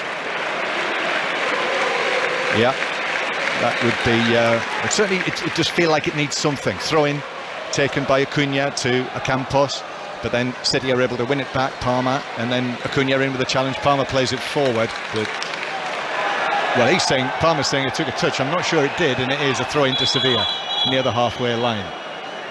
And well, confusion reigns here. I think there's a miscommunication between maybe the assistant and the referee, and Jose Luis Mendilibar, the Sevilla coach, looked confused as well. But anyway, it's a throw in for Manchester City in the end, and they go back to Ederson. Manchester City 0, Sevilla 1. Just over half an hour to play, and Manchester City lacking something. They've not created a chance in the second half yet to speak of. But here they come down the left now. Grealish getting the ball back from Foden. Grealish looking infield for Foden, but Grealish couldn't find the pass. Tries to win the ball back, but Rakitic had it quite comfortably. Former Barcelona Champions League winner. Now Oliver Torres returning the ball for Lamela on the right-hand side. Lamela running at Gvardiol, coming cross-field, and Lamela rolls the ball into the path of Ocampos in the box, and Ocampos curls it right across the 6-yard area, but beyond En-Nesyri's run, and it's a goal kick. It's a classic case of getting caught in between 2 minds there. Ocampos, he's thinking the red shirt, far post, I'll clip it in there, but also I might just try and bend it in the bottom corner, and it was right in between both. Ocampos, who you'll normally see if you watch Sevilla last season on the right-hand side, but he's been playing mainly on the left here. And you know, I think he's a decent talent, Ocampos. 29 years old, nearly went to Ajax in the first part of last season. Deal was agreed, went on loan but hardly played, and then came back and played a really big part in Sevilla's recovery last season, ultimately ending up in winning the Europa League in Budapest. He's got the tools, hasn't he? Because he's a good size, he's quick, he's got good skill. He can take players on. Palmer down the right now. Palmer looking for the run of Kovacic, but Kovacic is being shielded by the run of Gudel, who's also a real rugged defender, isn't he? Gudel, a Serbian, lots of experience, and he saw it out for a goal kick. So it remains Manchester City 0, Sevilla 1. Goal kick to Sevilla on this day. I hope you were listening earlier, if you're out and about, and hearing Vicky Sparks and Karen Bardsley with a commentary from Sydney. There's a special World Cup semi-final edition of the Football Daily that is out now on Sounds, so Serena Wiegman's on there, many of the players as well, so you can get that from BBC Sounds. And then 5 Live, it's going to be quite a day on Sunday. We're on air from 10 o'clock in the morning, live from Sydney with Juliet Ferrington. Kick-off 11 o'clock for the World Cup final, Spain against England. And once all of that is done and dusted, we have Aston Villa, Everton and West Ham, Chelsea. Whereas on Saturday, 2 Premier League commentaries, Liverpool, Bournemouth at 3 o'clock. Chris Sutton and Ian Dennis together as Sevilla City play the ball forward, but Gudel's able to come across. And also Tottenham against Manchester United on 5 Live at 5:30. I think I'll give Pep about 2 or 3 minutes and a change is going to be imminent. Yeah, you can't be happy watching this. And Guardiola's played the ball behind Walker. Palmer kept it in, and we have half an hour to go. 4 Manchester City substitutes are warming up down there. Foden turns, does well actually in the tight area, manages to find Grealish. Grealish now running at Jesus Navas, but they've got quickly 3 men back in there in the red. Sevilla square from Rodri. Akanji just took a touch which took it wide of him, back to Palmer. Cole Palmer coming in field, wanted to shoot left-footed, but again he's closed down, he's run into the congestion there Foden plays it back out to the left-hand side. Gvardiol overran it, and therefore it's bounced away. And now En-Nesyri carries it forward for Sevilla. It's missed by Ake, and now they burst forward, Sevilla, and En-Nesyri's waiting in the middle, and it takes a little touch off the toe of Walker, and that meant that Ederson could come out and grab the ball before En-Nesyri got there. Oh, Jesus Navas was a fraction away on the right-hand side from finding his front man. An inch away, vital touch out from Kyle Walker. Living on the edge here, City. They are, City. As I say, have not conceded 2 goals in a match since January, but they're very close to doing that in this one. In this UEFA Super Cup match here, way down in the southeast of Europe. Gvardiol with the ball on the left-hand side. Here is Grealish again. Into the last half hour now. Rodri, ball in towards the back post, but that's won in the air. Won well, actually, by Campos, who was back inside his own penalty area, and then it's played out by Acuna to him. And Campos and the 2 Argentines together there on this flank, playing the ball back to Acuna. Palmer closes him down, but Acuna plays it centrally. En-Nesyri with a flick that everyone enjoyed inside the stadium. Flick in the air. It was, and now Campos with a pass downfield for En-Nesyri. 2 City defenders there in Gvardiol and Ake either side of him, and they just managed to get a touch, and then Ake is bundled over by Lamela. Yellow. And that's a free kick, and a yellow card for Eric Lamela. Brilliant skill from En-Nesyri. Ball clipped up to him, and a Cruyff flick in the air down to his teammate, but him and Campos are linking up incredibly well.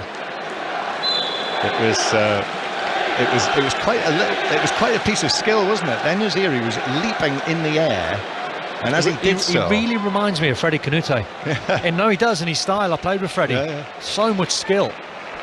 There's a little bit of giraffe in there as well with his long limbs, but he pulled it off brilliantly. Here's Walker now to Grealish on the left-hand side. Grealish, low ball in. Foden tries to give him it back, and that's whacked away by Bade, a waist-high volley that runs out of play near the halfway line. It's almost like you're watching a Phil Foden and a Jack Grealish that are just getting up to speed. Yeah, it's almost like they've had a slow pre-season, and they're not 100% because they're giving really sloppy balls away. Kovacic goes in, good challenge centre field. The ball bounces back and across to Walker. Kyle Walker back to Kovacic. Kovacic slips it to the right-hand side to Palmer now. Palmer again comes in field, plays the ball across, gets a flick off a Sevilla leg, but it's carried to Rodri. Rodri back to Foden. Foden leans over and passes the ball back to Rodri, and in comes the cross from Rodri to the back post, and it's headed back and across again! And Manchester City find their equaliser to make it 1-1, and Cole Palmer at the back post, off balance, but able to get his head to it, back across goal, and it dropped into the Sevilla net. And the young man has scored a goal on this big stage to make it Manchester City 1, Sevilla 1. Oh, it's a brilliant ball, and it was well timed. He was onside, he ran from deep. I think once the cross comes in, I think all the centre-backs are looking towards Erling Haaland, but it was Rodri with a clip ball about 25 yards to Cole Palmer, and he does incredibly well. It's one of them where you try and guide it towards the far post, even trying to knock it down a little bit towards Haaland, but he definitely goes for goal. It's brilliant skill from the youngster.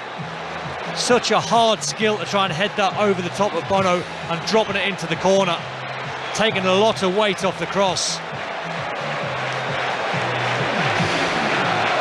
So Manchester City 1, Sevilla 1, and Manchester City, well, they've hauled themselves out of a little bit of a hole there. Sevilla could have had 1, 2, maybe more goals in the second half, not able to take their chances, and I think that's their first attempt on target in the second half. Well, don't underestimate as well how much Guardiola wants this, because when that ball dropped in the back of the net, the staff and all the players from Man City were celebrating big time. But Sevilla trying to respond to Campos again through the En-Nesyri, and En-Nesyri shoots and tried to slip it underneath Ederson. Chance. And Ederson just got something on that. He might even have saved it with his backside as it was going underneath him, but he took enough of the pace off it. It was his leg, actually, his trailing leg, and it stays out, and En-Nesyri could have had a hat-trick in the second half. I tell you, if he could have that chance again, En-Nesyri would dink it over the goalkeeper. He tried to go through Ederson's legs, which then give the Brazilian a chance to make the save, and he's made the save. Ederson again, another chance. Sevilla could have scored 4 tonight. The chances they've created, not half chances, bearing down on the goalkeeper, 1v1s. And that was a Campos and En-Nesyri for, the third time combining in the second half alone. And really, at least one of them should have ended up in the back of the net. Manchester City are very fortunate here to be on level terms. But Grealish is fouled, drew the foul in a classic Jack Grealish way. And a free kick in a good position after Jordan just stepped in on him, caught him. Free kick towards the left-hand side. So Manchester City 1, Sevilla 1. And 21-year-old Cole Palmer, Manchester City fan growing up, Manchester boy. And he's caused the Mancunians in here in their sky blue shirts. You can see a couple of the inflatable bananas have made it all the way to Athens as well, that are being clapped around in the stands. Free kick, Grealish runs over it. Foden plays it into the back post. It's headed away. The Campos was underneath that. And then Palmer on the edge of the area. I think the whistle might have gone, actually, did it? Anyway, it is Sevilla's ball, and Bono will hit it downfield. So Manchester City 1, Sevilla 1. Last I heard it was QPR 0, Norwich 0. In fact, tell us, Aaron, is it? It is still QPR 0, Norwich 0. Same old story, really, John. Both sides enjoying plenty of possession. There's little in the way of final third quality, though. Ashley Barnes has just planted a point-blank header wide for the visitors. Penalties await if it stays like this, 0-0. So it could be penalties there, could be penalties here in Greece as well with a 1-1 scoreline. Could be penalties after the 90 minutes. It's actually, after all that, it's Sevilla and coach Mendilibar who's going to make the first change. And Kovacic coming forward, and he finds Haaland, and Haaland then back to Foden, who couldn't find a way through, and Gvardiol on the edge of the box as it bounces back, hits a shot that is deflected wide for a Manchester City corner from the left. And they're going to bring on Sevilla, a teenager in Juanlu Sanchez, who is a defender, right back or centre back. So I wonder if that might be Jesus Navas in the heat of Greece. Corner is taken short by Manchester City, played into the area to Gvardiol, but it bounces away from him. Ake is after this. Ake threw himself down. Acuna with a challenge. I think that might have been the right decision there. No free kick. Akanji gets up, catches up with it first for Manchester City. And now Kovacic again. Give them a lifeline, the goal, hasn't it? Yeah. You can see there's a spring in their step. Yeah, much more about that last little move forward, wasn't there? 5 Live and Radio Manchester from the BBC. Here's Grealish again. Grealish into the penalty area. Then lays it back. Foden with a cross, but that's headed away by Goodell. Back out towards the right-hand side where it's played forward to Sevilla, where Rodri is able to dispossess Jordan. And then Kovacic back to Rodri again, and Rodri, simple pass, short pass to Grealish, corner of the penalty area, runs across the edge of the box. Rodri, simple again, just a little ball. It's Foden this time who's there for Manchester City. Then back to Gvardiol, and Gvardiol in the white boots as City have possession inside the Sevilla half. I think he could play the game in his slippers, Rodri. And I mean, Jordan keeps it moving. Jordan there with the challenge. Rodri just shrugged him off. Just keeps it moving. 5-10 yard passes. Great positional sense. Always his head on the swivel. Now he'll take it on the back foot. He's got the option of the Kanji or the diagonal to Cole Palmer. Never wastes a pass. 1-1 the score. Akanji now to the right-hand side to Palmer. No immediate sign of Manchester City changes now that they've got the equaliser. Kanji back to Rodri again. Manchester City, who beat Sevilla quite comfortably twice last season, but that was in the difficult spell of the season in the Champions League group in the first half of the campaign. Gvardiol's low ball into the edge of the area, that's cleared away. Foden, touch back to Haaland. Now Grealish on the left-hand side again in the full-back position. Right-footed ball in, curling it to the back post, but headed down and away by Acuna, and then Ocampos will run it away, but he's lost it. I don't know if he stood on it. Palmer beats Acuna, curls it, but Bono diving to his right, had a good sight of it to his right, and pushes it away wide of goal for a corner. But excellent play from Palmer. Yeah, he won the ball back, and then he's dropped the shoulder, and now he was bearing down on the 18-yard box. The ball was slightly trapped between his feet. He was trying to dig it out and aim for the top left-hand corner. To finish that, we've seen him do that before. It was just trapped. It's a difficult skill once it was sort of stuck between his feet.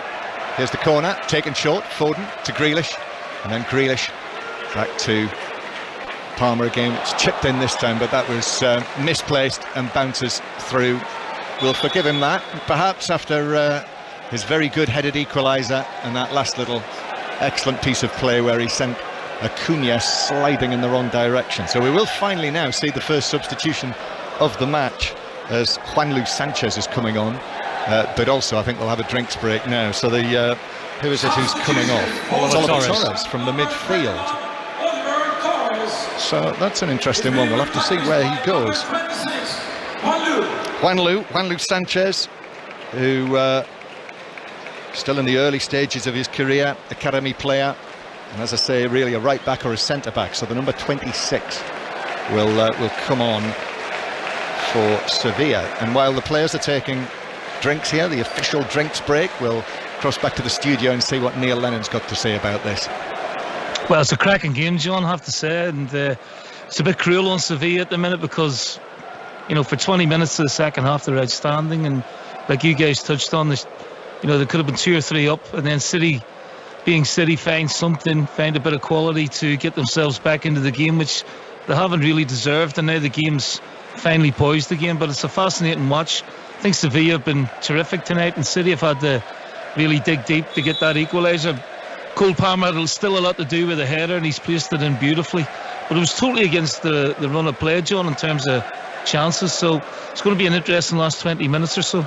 Yeah, thank you, Neil. More from Neil Lennon with Mark Chapman at the end of this match on 5 Live, and players just ending their drinks break now and getting back into position here in the heat of Athens. In the official programme tonight, the president of the Hellenic Football Federation said this is the country which gave birth to democracy, philosophy, theatre, poetry and the Olympic Games. And tonight I'm bringing 5 Live's Fact of the Day to this great city. And that was last Friday, the first fact of the day of the season on Drive, that Moises Caicedo, when he was growing up in Ecuador, his nickname was the Octopus. So that for 5 Live's Fact of the Day, the first of the season, which was correctly picked out by yours truly. So the defending champion off to a sparkling start, and you can hear the next thrilling instalment this Friday afternoon.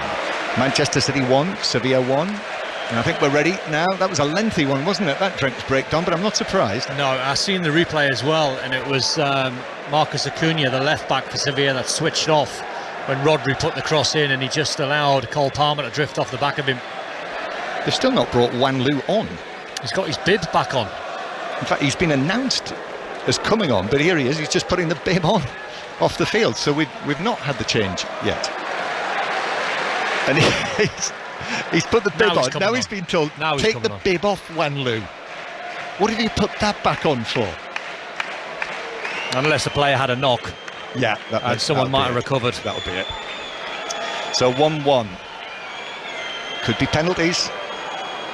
Sevilla have got a brilliant record at penalties, incidentally. They've won 6 out of the 7 penalty shootouts they've been involved in European competitions, most recently in Budapest in the final. Wonder if they'll bring on Montiel to take one. Here is Palmer on the right. Palmer getting away from Acuna now, taking it on at speed into the penalty area on the right hand side, but Acuna did well, actually, managed to get back next to him and was able just to nip it away from Cole Palmer.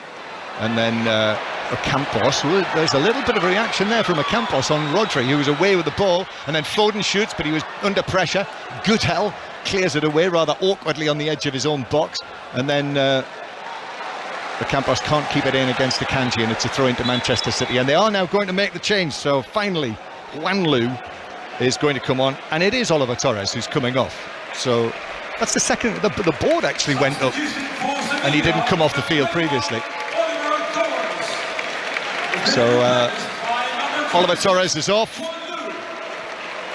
and Juanlu just waiting to come on. Sevilla really ruining those chances that En-Nesyri should have scored. 49th minute, 51st minute, 64th minute, and the third of them just after Manchester City had equalised. So the teenager Juanlu is on, and City have a throw on the right with Walker. Kyle Walker goes back towards Rodri near the halfway line, and then to Ake. Gvardiol now the Croatian World Cup player, Gvardiol, who's straight into the theme of socks. 3/4 of the way down his calves, Gvardiol. Then square towards Walker. Palmer's available on the right. He's pulled away right towards the white line, and now he receives it. Palmer then back infield towards Walker. And the exchange passes again. Haaland waits on the edge of the penalty area. Akanji. Square to the left-hand side to Ake, his hair bobbing.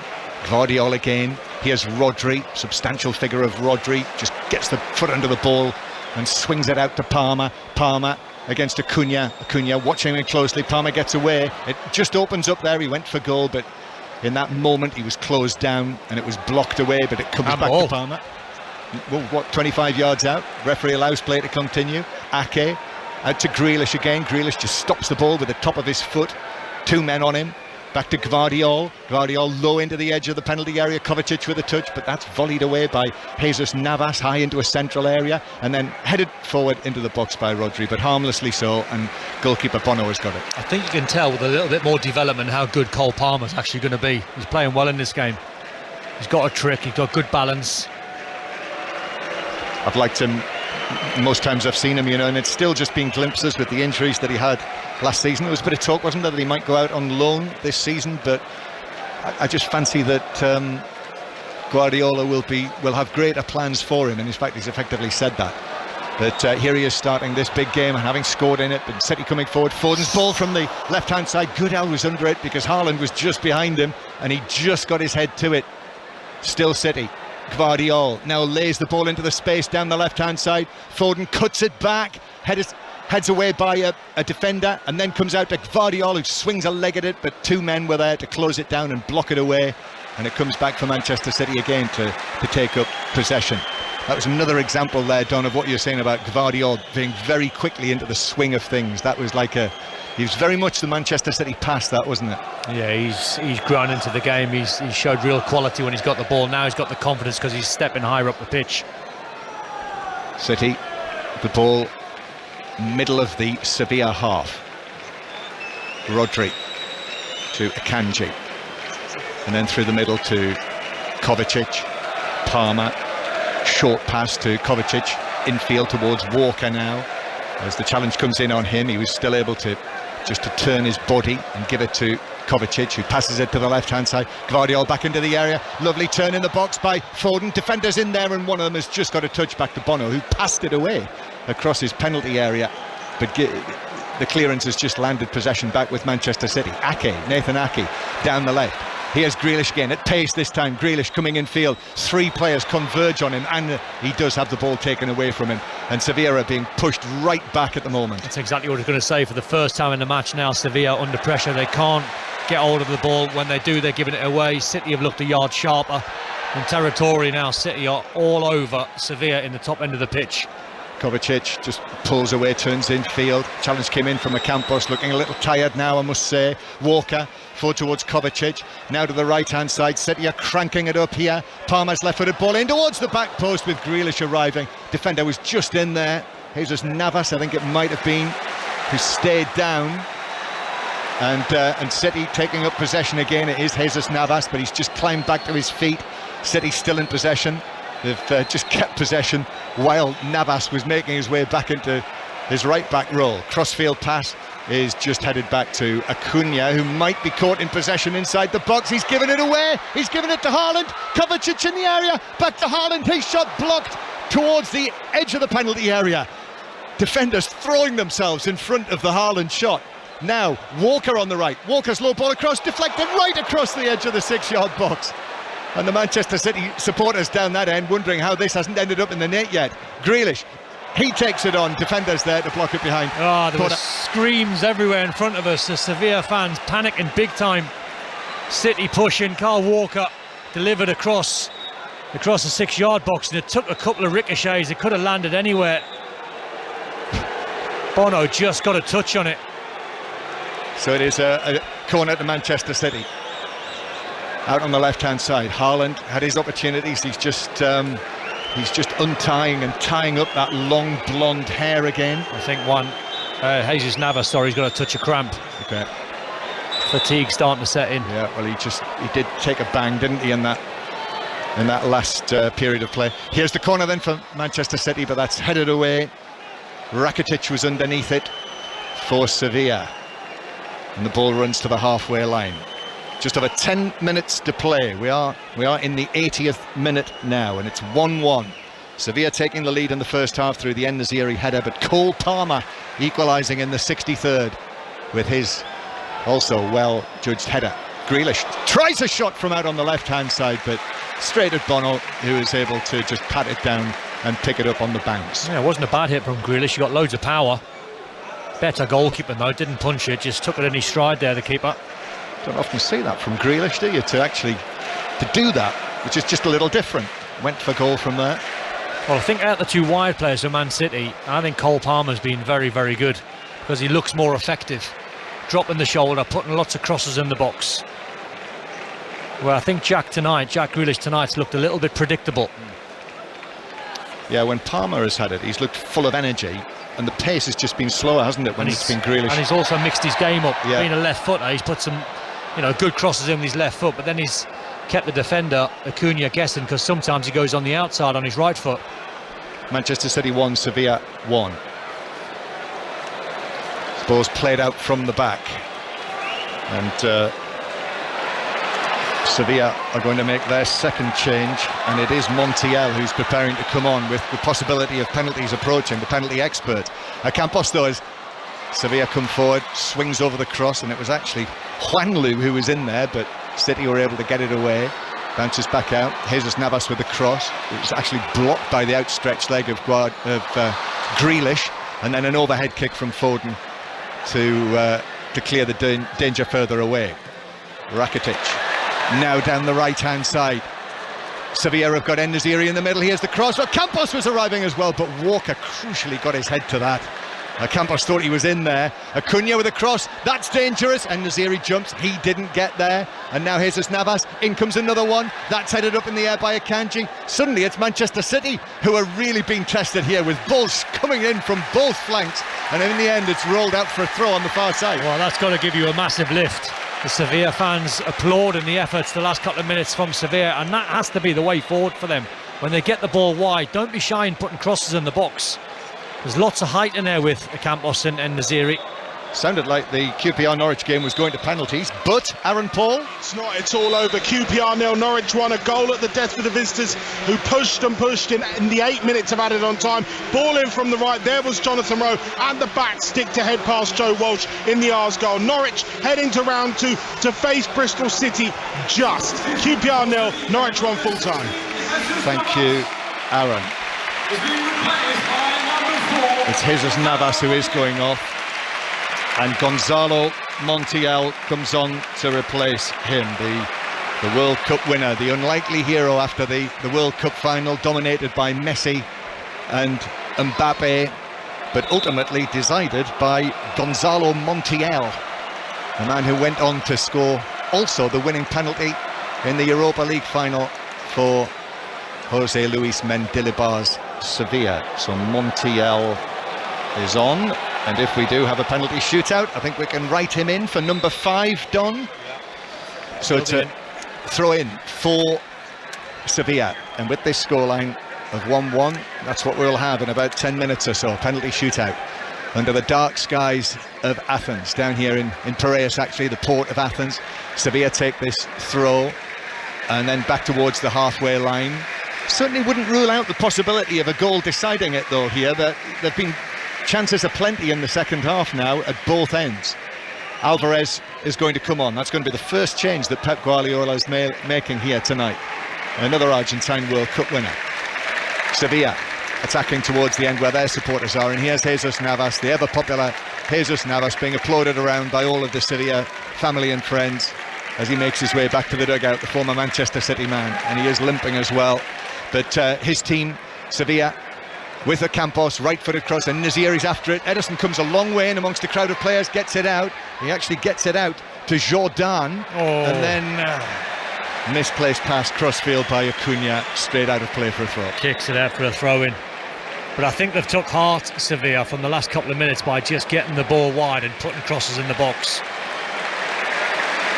And here's the change, first change for Manchester City. And it's the goal scorer, the City goal scorer, Cole Palmer. And Alvarez, on he comes. Did score against Sevilla in the Champions League last season in those group matches. And actually, you know, when you think that he got 17 goals in all competitions, Alvarez, without ever really being a regular starter, that was a very promising first season. Yeah, so a little switch in tactics. Now Phil Foden's come over to the right-hand side for Man City. Grealish is obviously staying wide left, and Alvarez now playing as a partner for Haaland. Yeah, we've seen this as well, haven't we? It's another of the many, many variations that Manchester City can play. Sevilla scarves being twirled underneath us. Sevilla Los Hispalenenses, which is from the ancient name of Hispalis, the ancient name of Seville. And Rafa Mia is going to be the next man to come on, the centre forward for Sevilla. So Mendilibar bringing on a forward, probably with a thought to penalties as well. Penalty taker Rafa Mia. And Manchester City coming forward, trying to snuff out the prospect of penalties by winning the game in regulation time. Walker to Grealish. Now Gvardiol. Gvardiol angles it back, and the shot from Rodri hits a defender inside the penalty area, comes back out to Gvardiol. Kovacic slips the ball to Foden, right side of the box. Foden, all action, arms swinging, is actually forced further out of the penalty area by Campos, who does not let him rest on the ball, puts in a strong challenge, bounces out of play. It's been given as a throw-in to Sevilla, which Foden's not very happy about, and there's a man down on the edge of the penalty area as well. I think there should have been a Man City throw, but it was good work from Campos. So Rafa Mia's coming on, and Suso as well, who was a little surprisingly left out of the starting lineup tonight, although there has been talk of him moving on from Sevilla as well. Suso, who remember was a youngster at Liverpool, and now there is one of the players has gone down with cramp on the edge of the penalty area. Is that Jordan, I think it is, and so they're just delaying this substitution while they see how Jordan is. So no changes yet. The two Sevilla players still waiting to come on. Manchester City 1, Sevilla 1 is the score, and we're into the last 3 minutes now of the 90. Walker just down in front of us, doesn't keep the ball in, so it's a throw-in to Sevilla. Just down in front of the dugout. Coach Mendilibar is just walking out of his technical area to speak to the two substitutes, and the throw-in is going to be taken by Acuna, so still no change yet. Rakitic, who's now got the captain's armband on after Jesus Navas went off, out to the right-hand side now to Juanlu. Gvardiol puts in a strong challenge on him, leaves him on the ground. Headed forward from Rodri, Kovacic, then to Alvarez. Alvarez now. Grealish receives it on the left wing.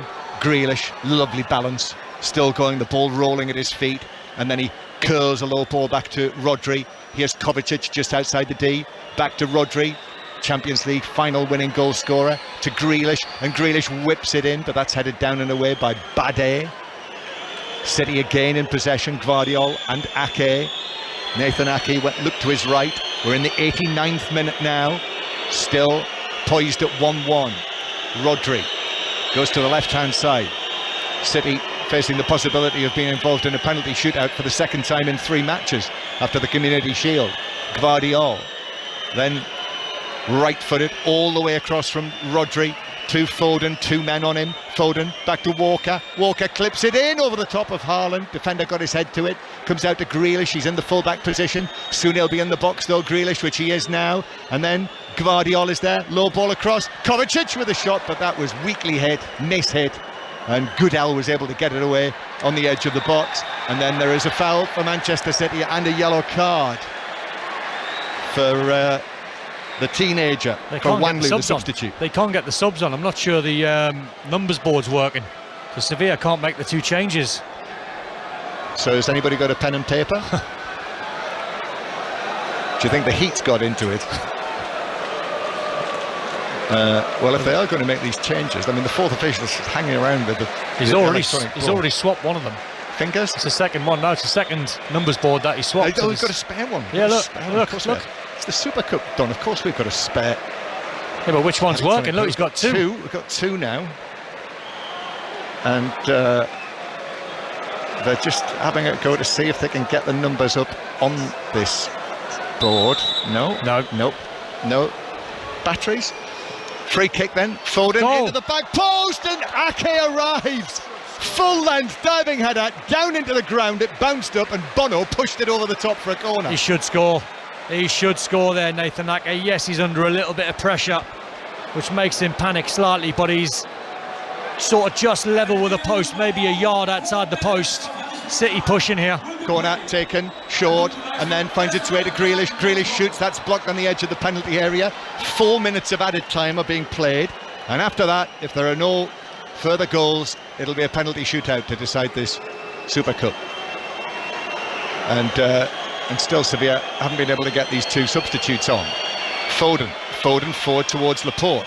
Actually, this could be significant, because there are forward players, Suso and Rafa Mir, who Sevilla will want on the field for a penalty shootout. Well, in hindsight, I mean, the players wouldn't know it on the pitch, but if you kept the ball for the next 3 or 4 minutes and don't allow the players on, you might have an advantage. Well, a little bit like Italy and England, remember, in the Euro final at Wembley. Here's Rodri going out to the left-hand side, and then Kovacic.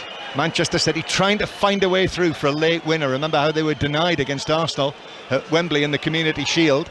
Well, we're in added time now, and Walker goes for goal from 25 yards plus, dipping over the crossbar. Just flicked the roof of the netting on the way over the top, and it's a goal kick. And Sevilla players have gone down, two of them with cramp. And we will now see the changes. Lamela is off, so no penalties for Lamela. And Suso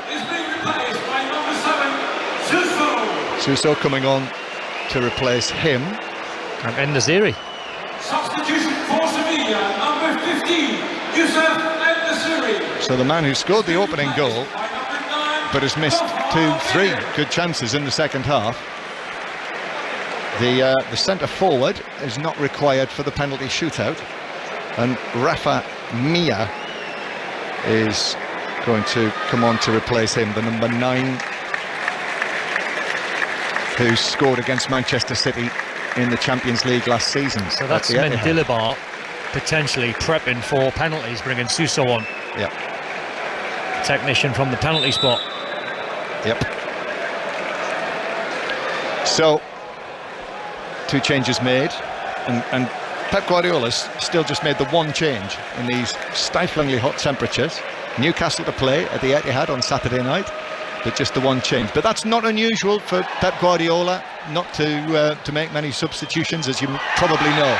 Walker in quite firmly on Ocampos, who's thrown himself down, and this is rather like the Europa League final of last season. It's happened right in front of the dugout, and all of the substitutes and coaching staff are up off their feet, running to the edge of the technical area in the referee's line of sight. That weren't great from the Sevilla bench. About 5 or 6 players on the bench, all asking for that imaginary yellow card. It wasn't even a bad tackle from Kyle Walker, it was just a foul. No. Well, Roma were terrible in that Europa League final, but Sevilla weren't that far behind them, I didn't think. Free kick, Rakitic to take, still 1-1, 5 Live, and Radio Manchester live from the Olympiacos Stadium as Manchester City win a free kick. Ocampos, he's certainly been involved in the second half, was all over Foden, who went tumbling over, and it's a free kick. And well done, make it. We've got 30 seconds left, if that, before we'll have a penalty shootout to decide who wins the Super Cup. City played out from the back, so there is time for one more attack, perhaps. Guardiola back to Ederson. He'll have to hit it long. Just trying to think. Not sure Haaland has actually had a clear chance to score in the match. I would love to see a touch map of Erling Haaland tonight. How many touches he's had and where have they been? Ball bounces out on the halfway line. I think that is going to be it. We've had over 4 minutes now. We did have substitutes, didn't we, in added time, so maybe another 30 seconds to play. Walker, the Sevilla bench are waving their arms. They want the final whistle to go. They want the penalty shootout. But City still coming forward with Rodri.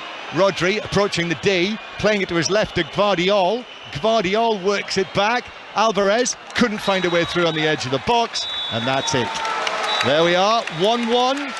Manchester City, heavy favourites, strong favourites, the Champions League winners, the treble winners, to beat Sevilla, who finished 12th in La Liga last season, but it's finished 1-1. John Hutchison. Well, surprisingly, all the Sevilla family right below us are celebrating like they've won it, so they might fancy themselves for penalties here. And fair enough scoreline? No, I think Sevilla have carved out enough chances to win the game. I think Edison's been the busier two goalkeepers. I think possession-wise and the way City played in the last 20 minutes, half an hour, they were so much better, but they could have been 2 or 3 down. Very good. So penalty shootout to follow after it finished Manchester City 1, Sevilla 1 here. And Neil Lennon is with us as well. And yet, I mean, as Don has alluded to, Neil, the stats on the possession alone, I mean, 70% of the ball for City, 30 for Sevilla. The shots on target are not that much different, actually. 7 for City and 4 for Sevilla. And the number of total passes, City are nearly 3 times as many as Sevilla. Yeah, but that's okay. I mean, Sevilla would expect that, Choppers, going into the game.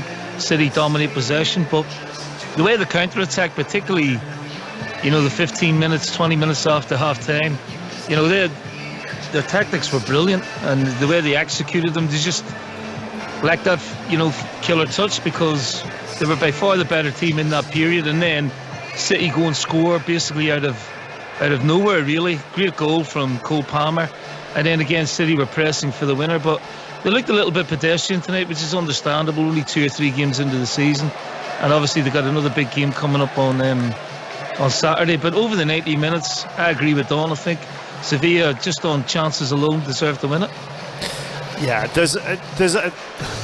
overall, you're not going to make massive judgments or assessments about City on tonight, are you? No, I look at Guardiola and you can tell he's not match fit, Choppers, and the 90 minutes will do him the world of good. Akanji in the double pivot position, you know, that's not going to last long throughout the season. So, you know, there are bits and pieces that they're going to work on and get better with for sure. But, you know, there's no panic, that's for sure. I wouldn't worry too much about the overall performance. And actually, the more players like Guardiola and Kovacic get minutes within this City setup, because we've seen numerous players join City and take a year to get up to speed. So the more minutes they get as early as possible, the better. It's an obvious thing to say. No, but you're right. You're right. And you know that, you know, from my own experience or from playing or managing, you don't really hit your peak performances until you're maybe 5-6 games into the season, and you start really flowing. So this is all understandable, but the 90 minutes will do all the players the world of good. You know, we'll have a penalty shootout now. Hopefully they can come back with another trophy, but you know, the main thing now will be to get home, get rested and get ready for a cracking game on Saturday. But in terms of the performance, they dominated possession, but you got to give Sevilla a lot of credit. I thought they were excellent. They worked so hard off the ball and counter-attacked brilliantly. The team talks that have been going on are, I mean, Don, I've just watched Pep Guardiola look like he's still giving tactical instructions to Erling Haaland and Jack Grealish, when all they've really got to do is thump home a penalty. Yeah, he's probably just looking at the bigger picture. He probably knows really he's not really Pep is. He's not really in control of what happens next. So he's probably just analysing the 90 minutes that he's just saw in his head, and he's analysing for future games. So this one now is all about the bottle. It's all about your skill. It's all about your temperament. And let's see who gets it, because it's a lottery. You're never quite sure what's going to happen. It's unpredictable. Well, England are through to the Women's World Cup final. They'll play Spain on Sunday morning. All the build-up here on 5 Live from 10 o'clock from inside the stadium in Sydney with Juliet Farrington and the team. Full commentary from 11 o'clock. The first half hour of tonight's show was all about that. You can listen again via BBC Sounds. And we have the Football Daily pod ready to go at some point with more reaction to England's achievement down under. We've got various length versions to get away. So if you could rattle through this, John Murray, it'd be much appreciated, and then we can crack on with that. So that guarantees 13-12. Right, so here we are in the warmth and the heat of Athens on this still night. Beautiful night, certainly for watching football. Penalty shootout now to decide the 2023 Super Cup. And it is at Manchester City's end, the end closest to their supporters. Bono, who might be off to Saudi Arabia after this, might have a starring role to play. The man in black, the Moroccan World Cup goalkeeper, who is useful. And it's Haaland first for Manchester City, left-footed, low, sends Bono the wrong way. And it's 1-0 to Manchester City in the shootout. Very, very good penalty for a man that's not really seen too much of the ball. He wraps his left foot around it, sends Bono the wrong way. So 1-0 Manchester City, and the first man for Sevilla is Lucas Ocampos, who is just walking forward, number 5 on his back, golden number 5, taking his time. That's what they say, don't they? The experts on penalty shootouts, the people who've worked on the mind games. Take your time. So Ederson waiting on the line. There are City fans with the lights on their phones in the stands behind, but Ocampos concentrating on the ball, stepping out to his left and playing it low into the same corner that Haaland scored. Ball in the net, and it's 1-1. Yeah, the most important thing when you're taking a penalty under pressure is when you're walking up to the ball, make sure you're decisive and do not change your mind. And that was a very good penalty from Ocampos, who's played really well tonight. He's deserved that. Yeah. Alvarez next for Manchester City. So Haaland has already put the ball in the net. 1-1 after a penalty each.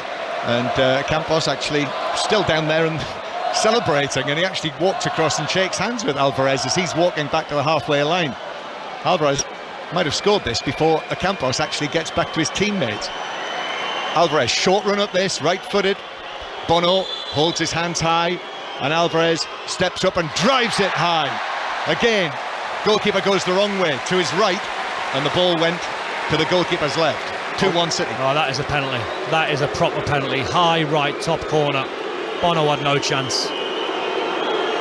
Well, they're jinxing it for Man City. I get the feeling Ederson's more capable than Bono in the back of the net. I think he looks like he could make a save. It's an interesting one, this. I'm not sure Rafa Mir will have touched the ball, having come on as a substitute in added time, and he's going to take the second penalty for Sevilla.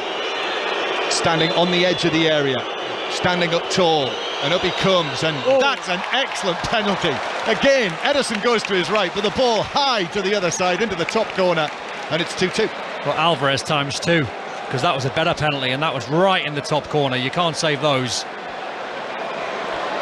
Now, one of the big summer signings for Manchester City from Chelsea, Mateo Kovacic. Lots of experience, the number 8, walking forward briskly, receiving the ball and placing it on the spot. So 2-2 in the penalty shootout after it finished 1-1. This is 5 Live and Radio Manchester. Drama unfolding. Kovacic, right-footed penalty again. Up he comes, and he goes down into the bottom left corner as he looks at it. And again, the goalkeeper goes the wrong way. Went the other way this time, Bono. 3-2 Manchester City. Well, the unwritten rule when you're taking a penalty, if you hit the side netting, goalkeeper's got 0 chance, even if he goes the right way. If you hit the side net, and especially into the bottom left, you're always going to score. The goalkeepers can't get there, and Bono went the wrong way. Well, this man had to be taking one, didn't he? Sevilla's number 10 took over the captain's armband during the match. Ivan Rakitic, the great Rakitic of Croatia, and he also very, very coolly taking his time here. It's almost in slow motion. Rakitic, this to make it 3-3 in the penalty shootout. Ederson, lots of movement on the line, arm movement. Rakitic right-footed, high above the dive of Ederson to his right, but the ball in the net, and it's 3-3, and just a little punch of the air from Rakitic. Well, they're more or less copying Man City's penalties, because again, when Kovacic put it into the side net, and Rakitic has done exactly the same thing. Superb penalty. Grealish up next. So Jack Grealish now with the next set piece for Manchester City. The man who celebrated the treble with great gusto. Ederson has actually handed him the ball. He just wipes a couple of pieces of debris off the toes of his white boots, and then backs away. Jack Grealish, hair swept back. Jack Grealish against Bono. Grealish just moves away slowly to his left and then comes up very slowly and then goes down the middle and scores. And that's 4-3 Manchester City. Yeah, his mind was made up. Even though he went on a straight run up and then bent his run, I think his mind was made up. He was going down the middle. Well, bit of a surprise. Montiel is going to take the 4th penalty. The penalty expert, Gonzalo Montiel, also recently arrived in the match here tonight. Well, he did miss, remember, the initial penalty at the end of the Europa League final shootout, hit the crossbar with it, but then it had to be retaken because the goalkeeper was off his line. So Montiel wipes his hands on his red shorts and he comes up the Argentine, and that's an excellent penalty. Sends the goalkeeper the wrong way. And a little jump and a punch of the air. Job done again by Montiel. The 13-12 could be on. 4-4. Kyle Walker next. So it's now sudden death. We're still in the 5 penalties each, but all 8 have been scored, so it's now sudden death, and it's Kyle Walker. So the captain on the night, Kyle Walker, all of his experience, 33 years old now, places the ball on the spot. Bono just backs away and takes his position on the line. Kyle Walker waits with his hands on his hips. So the right-footed penalty from the right back. Up he comes and strikes it. Oh, just under the and in. Lucky Bono, man. and it's 5-4, but that was a near thing. Lucky man. He went bottom left and he didn't hit it in the corner. Goalkeeper actually dived a little bit sort of too far and it went under the keeper. City get lucky. 5-4 in the shootout. Goodell up next. And the central defender, Goodell, the rugged Serbian, has to score this, otherwise it's Manchester City's trophy. And the pressure now is piled on the Sevilla number 6, who backs away to the edge of the area. Ederson, again the arms waving, it's like an aeroplane style movement. Little steps from Goodell, and it hits the bar! Goodell misses, Sevilla miss, and Manchester City win the penalty shootout here in Athens, and they've got the UEFA Super Cup for the first time. And on the old run, the treble is being followed up with another European trophy here, and they are making the most of this. Manchester City dancing, a huge group together, and there we have it, 5-4 on penalties. I mean, he's very, very unlucky, Goodell, with the penalty. He's gone for the top right-hand corner and he's hit the crossbar. And you feel for anyone that misses the decisive pen. But they've been a very, very good opposition tonight, Sevilla. They've played their part in a fantastic game. And City somehow have got over the line. Sevilla, for the 6th consecutive time in this match, lose in the Super Cup match. And Manchester City have another new trophy. Champions League for the first time at the end of last season. Now the Super Cup for the first time at the start of this. And the celebrations for Manchester City. They love winning trophies, and they've got another one. And they are properly celebrating. And why wouldn't you, Don, actually? Oh, it's amazing. It's the first time they've ever been in this competition and gone on to win it. So that breeds confidence. It takes all the sort of negativity away. You know, for people that are thinking like myself, where I said before, they feel as though they're coming back to the pack. Well, in one game, after one Premier League game, they've now put a trophy in the cabinet, and a major trophy in the cabinet. So it's significant for Pep Guardiola and Manchester City. And Neil Lennon, there were 4 very, very good penalties from City, and then the 5th one squeaked in. You know when your name's on it, Choppers. Yeah. It was the worst struck penalty of the lot, but managed to get under the goalie's body, and then the next one, Goodell's hits the crossbar. But yeah, I can only echo what Don said. It was a great game to watch. It was fascinating. I think City will get a huge boost from this, whether they needed that or not. But they've won another trophy, and you can see how much it means to them. And now they'll go back, for a huge game on Saturday. But they'll be a lot more happier and content after winning that trophy tonight. You got a feel for Sevilla. They made a great sort of contribution to the game, and probably on the balance, the player deserved to win the game. Just there talk was us a little through. bit of talk, Mark, that amongst Manchester City people, certainly among supporters, that when Manchester United did their treble in '99, they weren't able to win the Super Cup. They lost to Lazio and Manchester City. So the feeling was, well, you know, we've done the treble that Manchester United did, but let's win this, you know, to get another trophy in the year, and that's what they've done. So that'll be a little thing that they can say. Well, we won the Super Cup and you didn't. Well, you know what football supporters are like. Yeah, I know. What are the scenes at the moment that you can see? Well, we've just seen a picture on our screen that they are engraving the Super Cup, so they're getting it ready for the celebration. The usual scenes, all of the paraphernalia has been put down, a big white stage, there's a huge arch for the photographs, and the Manchester City squad and all of the coaches and all of the staff are together with Pep Guardiola involved in there as well. All right, John and Don, thank you. Neil, thank you. I was starting to get worried it might go to 13-12, but it hasn't. Manchester City have won the Super Cup. They've beaten Sevilla on penalties. 5 Live Sport back tomorrow from 7 with all the latest.